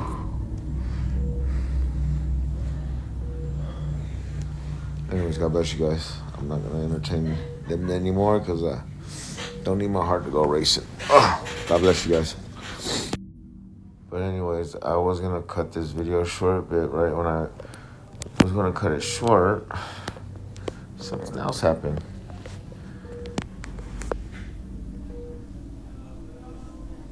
But I'm waiting for it to happen again. So this right here, mind you, this is the only sliding door that's open. But this right here pulled all the way back this way. So what happened last time was I was asking it for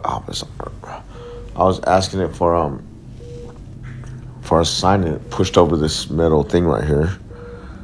I had to tell the nurse I was sleeping because I didn't want her to think I did the shit, or I just told her I don't know. I didn't know what to, make up, but this shit is it's crazy, And all I asked is for a sign, you know. And they give them to me.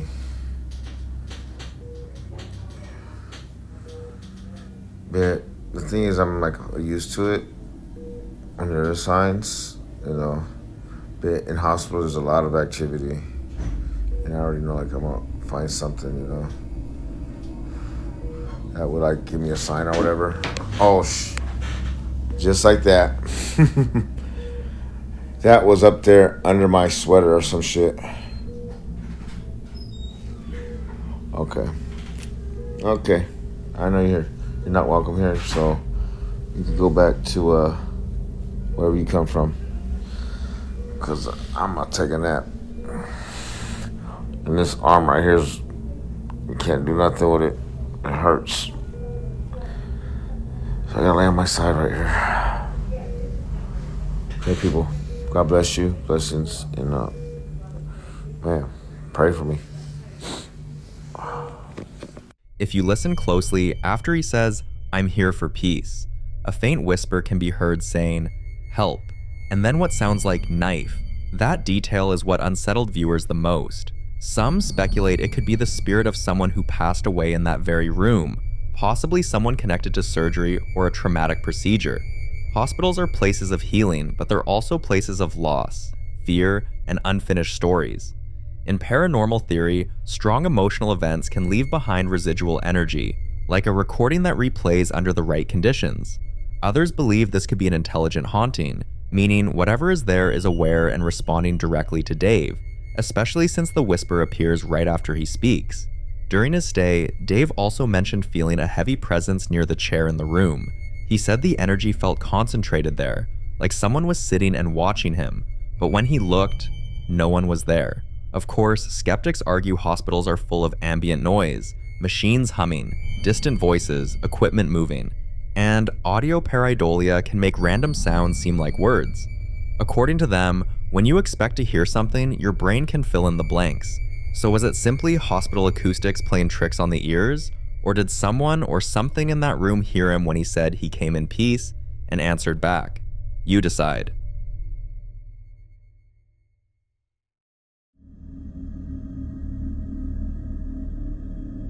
In this next video, Andrea is walking her dog late at night when something in the distance makes her stop. At first, she thinks it's just her eyes adjusting to the dark, but then she notices shapes that don't look quite right. So she pulls out her phone and starts recording. Have a look.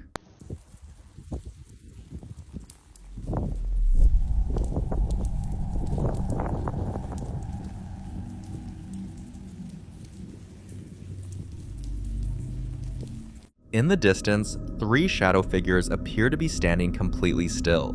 Some believe they could simply be people standing under poor lighting, their features swallowed by the darkness. At night, depth perception becomes unreliable. Streetlights can distort proportions, and shadows can merge together, making ordinary figures look unnaturally tall or solid black. But others argue something feels off. In paranormal discussions, shadow figures are often described exactly this way: human-shaped, lacking detail, and usually seen in peripheral vision. They're said to be watchers, observers, and in some reports, they appear in groups of 2 or 3. The fact that there are 3 of them standing together raises even more concern for believers. Some theories suggest that multiple figures appearing at once could indicate something more intelligent or coordinated, not residual energy, but active presence.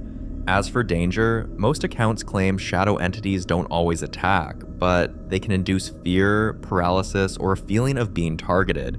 And fear is something certain entities feed off. Whatever they were, one thing is clear: they weren't moving, and they were aware enough to stand there while being filmed. Until clear footage surfaces, what Andre saw that night remains a mystery.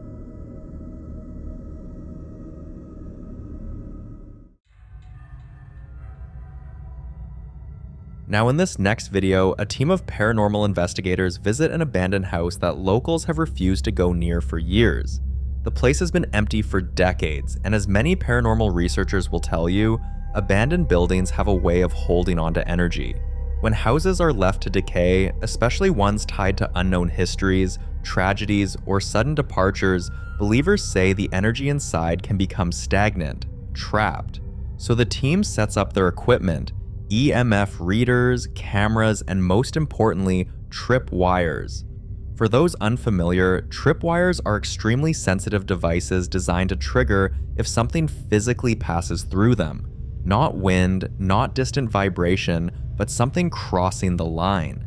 As they begin asking questions, trying to provoke a response, this happens. And see what's popping. Nope, that's not a new tripwire.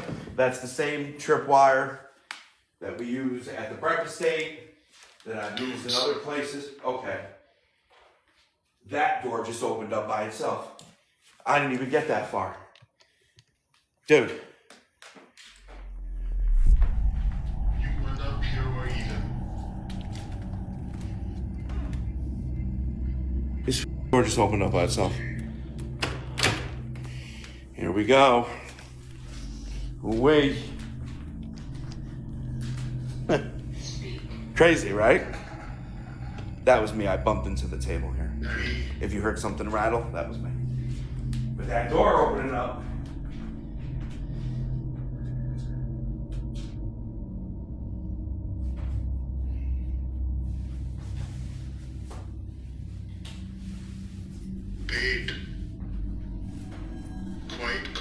The trip wires suddenly went nuts, and then, almost on cue, the door slowly opens by itself. Skeptics argue structural shifts could trigger the wires, but paranormal experts would say something else entirely. They believe abandoned spaces can act like containers, especially if something tragic happened there. If investigators actively try to communicate, they're essentially knocking on whatever door exists between worlds. And sometimes, something knocks back. Abandoned buildings already carry risk, unstable floors, toxic air, human squatters.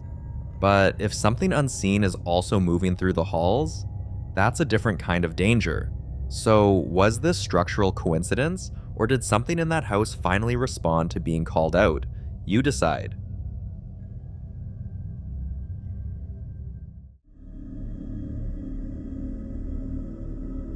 The following video was recorded by a woman named Simone during what was supposed to be a normal evening walk. Watch closely.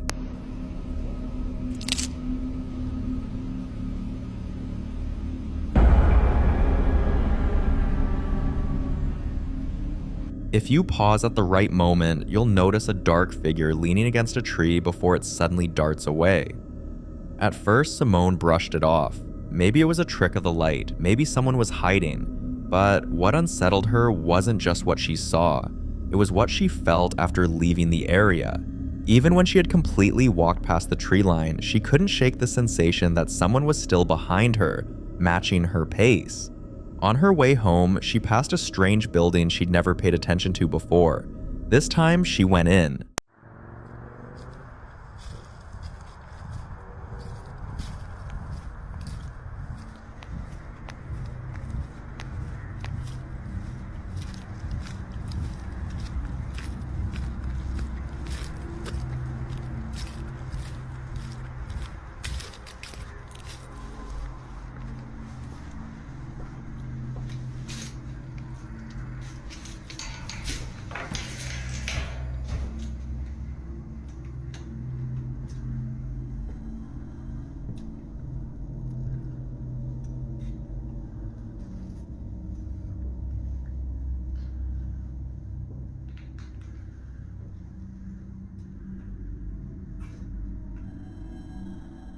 As she steps inside the dark room, look toward the right side of the door near the end of the clip.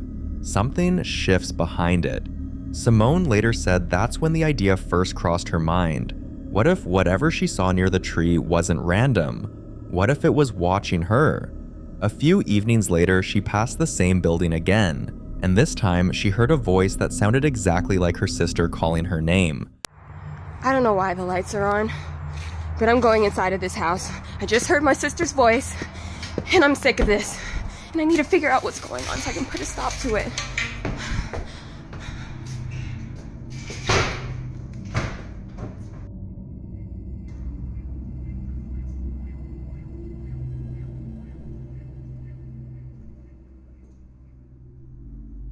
Why is this chair in the middle of the floor? Mimicking entities are considered particularly dangerous. They don't just appear, they imitate familiar voices to lure people closer. When Simone stepped inside, she noticed a chair positioned strangely in the middle of the room. Before she could even finish talking, she saw the figure again. After that encounter, she convinced herself the entity was attached to the abandoned house, not her. But that assumption didn't last long, because soon after, her own home stopped being quiet. Banging at night, footsteps when she's alone, whispers she can't trace, and an overwhelming sense of fear that comes without warning. One day, a friend visited after hearing everything, and this happened. Hey guys, it's Simone again. You kidding me? Yeah. So I'm here with my friend Lexi, and I thought that this was over, but it's still happening. Something from this entity is still trying to get to me, so... I thought you were kidding. No. Like, this is horrible. I'm not kidding. I don't know how you've been living like this. This is literally, like, I've checked this door 5 times. There's no way anyone is in the backyard. So, still going on, and I just wanted to come back and report to you guys that it's still impacting my life every day. I'm so sorry. This is insane. Here's the unsettling theory.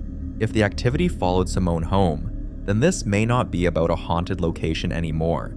It could be attachment, a phenomenon where an entity fixates on a person rather than a place.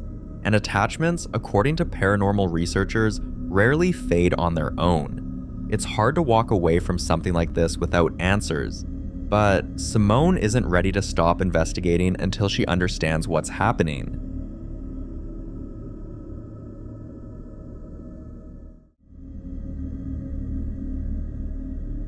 Now, this strange video was posted on December 27th, 2025 by a veterinary hospital in Madison, Alabama. But what makes it even more unsettling is that the footage itself had reportedly been kept private for nearly 4 years. According to the clinic's owner, Renee, something happened that night that caused all employees on shift to stop what they were doing. Have a look.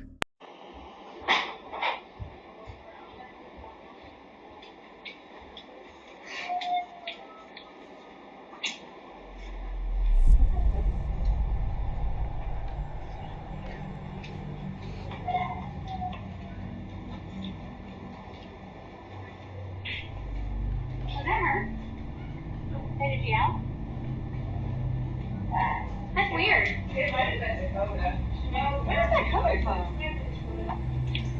It don't sound like it's coming from. Okay, so you still want to do banana bags, 15 mils an hour, head of starch, 4 mils an hour. It's coming from over this way. Alright. Medication, metronidazole, 15 mils BID, ideal. Wait, is it Scarlet? Clipped off. Wait. I clipped it off before getting meds. Is somebody dropping off up there? What's coming from up there? They may have done that when they switched the bag. Is it the new bag for it? No. Alright, who's making it? Help me. It's in the lobby. It's coming from the lobby. No, it's not. Where is that? It's not in here. What is that? What, phantom dolls?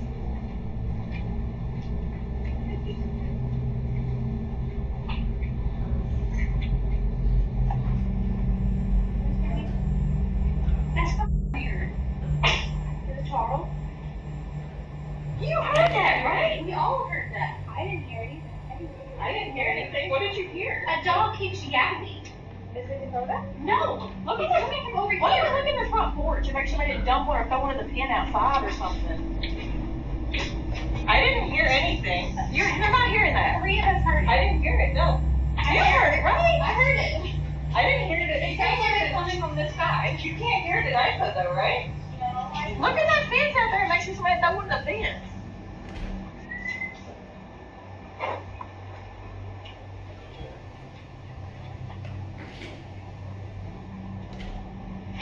I heard nothing. I was like, what are y'all talking about? Yeah, that's a brand new thing. That's fucking bizarre. It is? Yeah. That's I haven't heard it. I still haven't heard it. All three of us heard it. And it was coming from that. It sounded like it was in that room or something. Like, it sounded like it was like right where you're bored. We're going to play that back. I didn't even hear anything. Can you play it like specifically in those rooms or anything? After reviewing the footage, Renee says there was no logical explanation for what they witnessed. And this wasn't an isolated event. Over time, strange activity became almost routine inside the clinic. Dog kennels securely latched would open on their own in the middle of the night.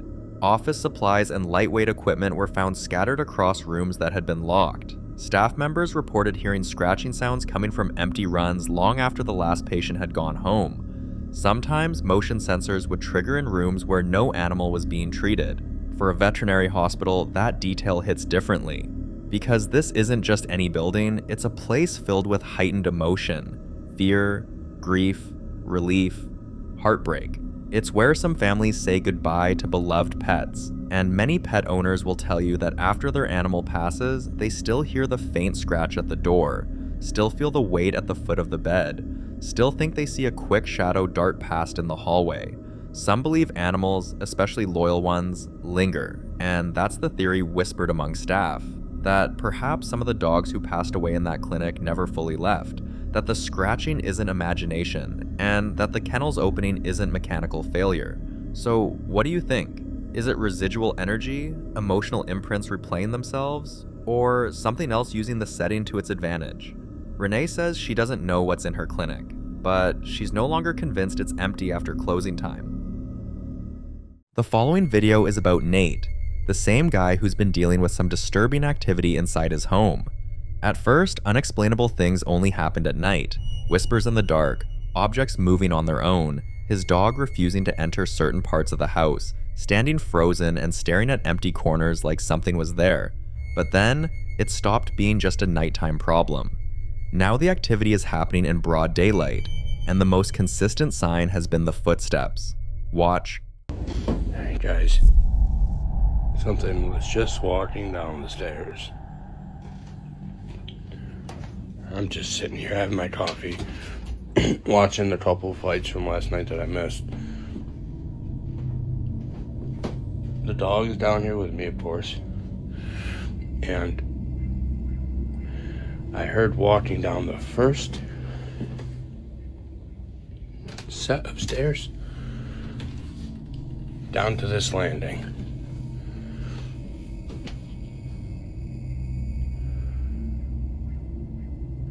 Nobody there. It sounded like it walked down this set to this landing, and then stopped at that landing. But when I looked up, of course there was nothing there.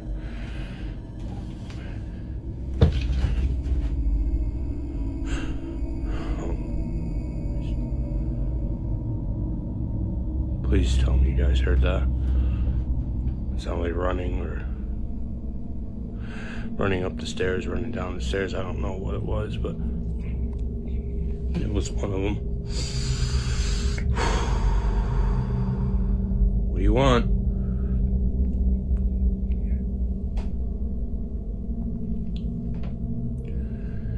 Guys, I'm telling you, until you experience something for yourself, there's no way to put into words that feeling inside of you, in your gut, like in your deep in your gut. If you listen closely, something chilling happens almost immediately. Right as the video starts, a faint voice can be heard saying, "Hey," and moments later, when Nate asks out loud, "What do you want?" a voice clearly responds with one word, "You." That alone was enough to shake viewers. But people also noticed something else. Nate's house is almost always dark in his videos. Lights off, rooms dim and heavy. Many believe what Nate is experiencing isn't a coincidence. There's a long-standing belief that darker, cluttered environments allow negative entities to grow more comfortable, more established. Also, Nate has started hearing fast, light movement, followed by children's laughter. One morning while getting dressed, he hears it again. Multiple footsteps running through the house like kids playing a game. He rushes downstairs to check, and this is what he captures. And she's right there. What do you hear? What is it? Hey. Mama. Where is it?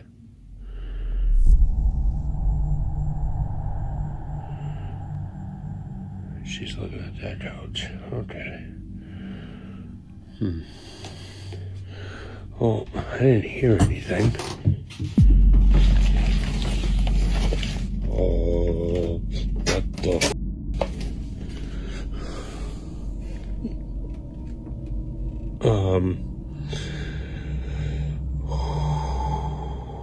With everything that's already happened in this house, the whispers, the voices responding directly to him, objects being thrown, his dog's constant fear, many viewers are no longer buying the idea that this is a child spirit.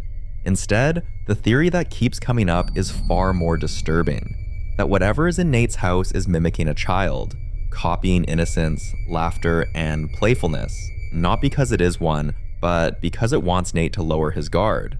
But what do you think?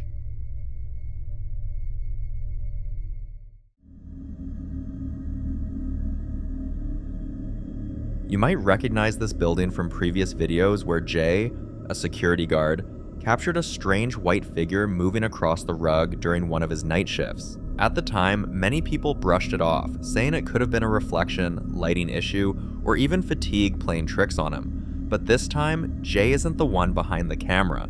Watch. Y'all, this Officer Hooks. Now, see, I'm not the only one. Watch. It still comes at night, though. Look to your right, on your right side. It started getting cold, too, he said. Watch.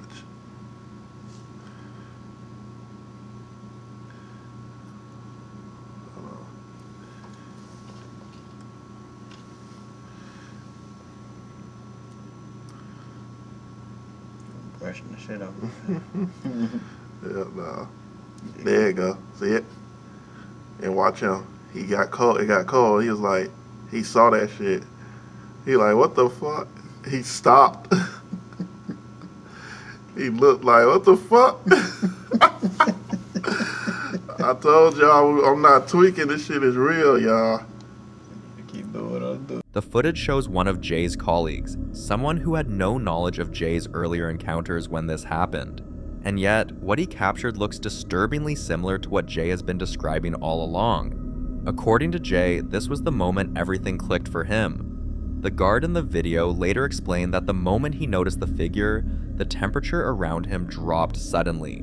The air felt heavy, cold, and unnatural, a detail that immediately stood out to viewers familiar with paranormal encounters. And just by watching his reaction, you can tell this wasn't staged. For Jay, this clip confirms something he's been trying to say from the beginning. Whatever is in that building isn't tied to just one person, it's tied to the place. And now that more than one guard has seen it, felt it, and reacted the same way, the chances of this being a coincidence are getting harder and harder to believe.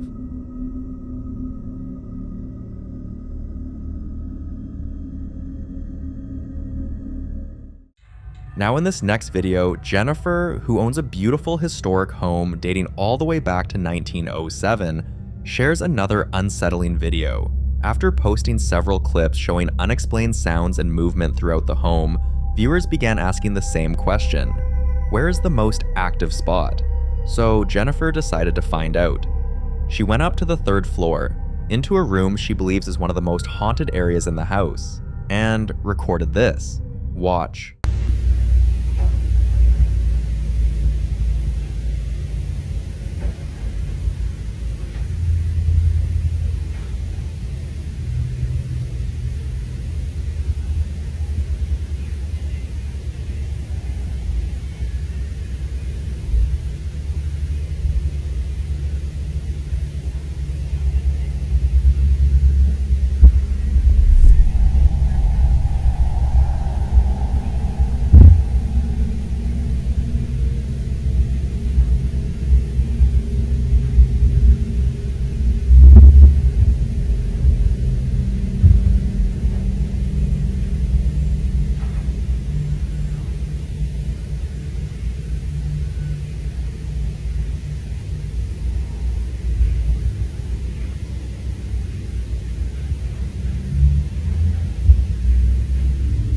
In the footage, you can hear sounds like something's moving, faint whispering, and what many describe as distant 1920s style music playing in the background. What makes this even stranger is that this isn't the first time music has been heard in Jennifer's videos. In fact, she says it happens around the same time every day. Because of that, many viewers believe the house may be experiencing residual haunting, a replay of past moments like echoes trapped in time, with no awareness or intent behind them. But around the same time the following day, Jennifer captured something that made many people start doubting the residual explanation. Watch. I'm in my room. And I'm hearing stuff. Right there.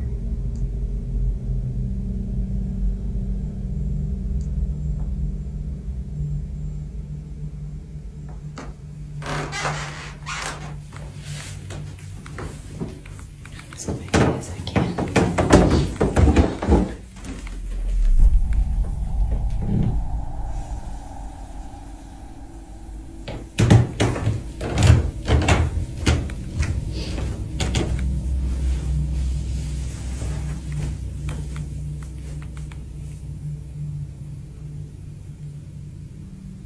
I feel like I see a mist over there. What the heck was that? Oh my god.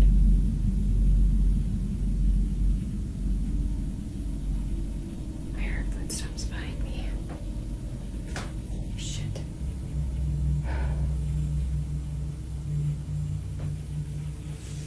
Doesn't it look misty right there? Alright, I'm backing up out of here because I'm scared. Holy cow.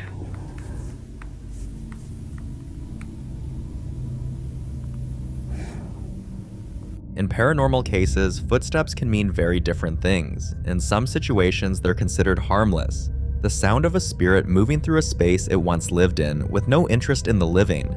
But in other cases, footsteps are believed to signal awareness, something reacting to a person's presence, following them, or closing distance. And when Jennifer turns toward the stairs, there's mist. Some believe mist is one of the earliest visible signs of a spirit manifesting, energy taking form. Others argue that spirits don't wander freely like this at all, demons do. But what do you think? Is this a harmless presence tied to the home's past? Or is this something that was never just residual to begin with? You decide.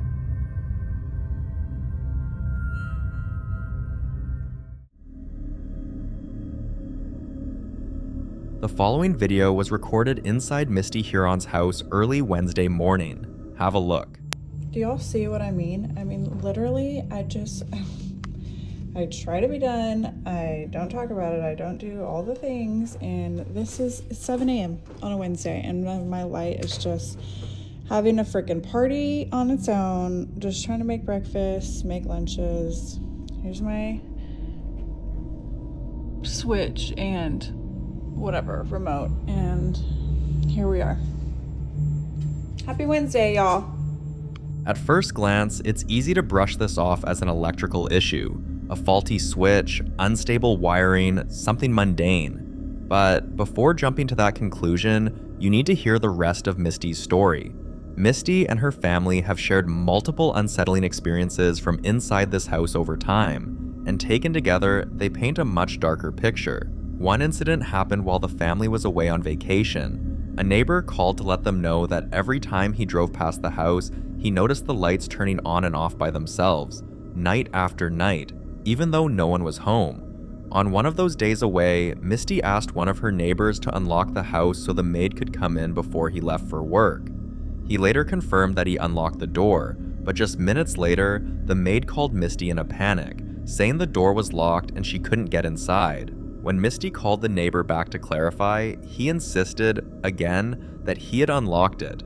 The family has also reported toys turning on and malfunctioning without explanation, and one room in particular has become infamous, a room where they repeatedly hear something laughing and things moving. So when you connect the lights, the locked doors, the malfunctioning toys, and the laughter, does it still seem like faulty wiring? I'll leave you to be the judge on this one.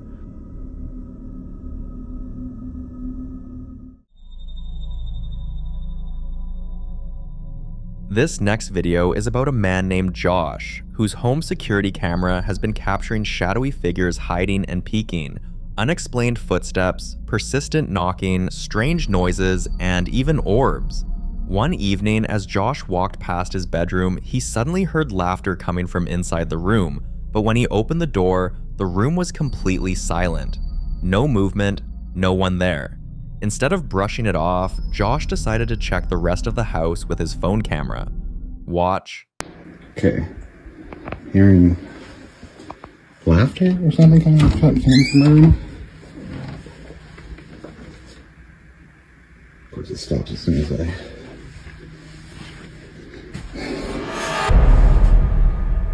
As soon as I close it here.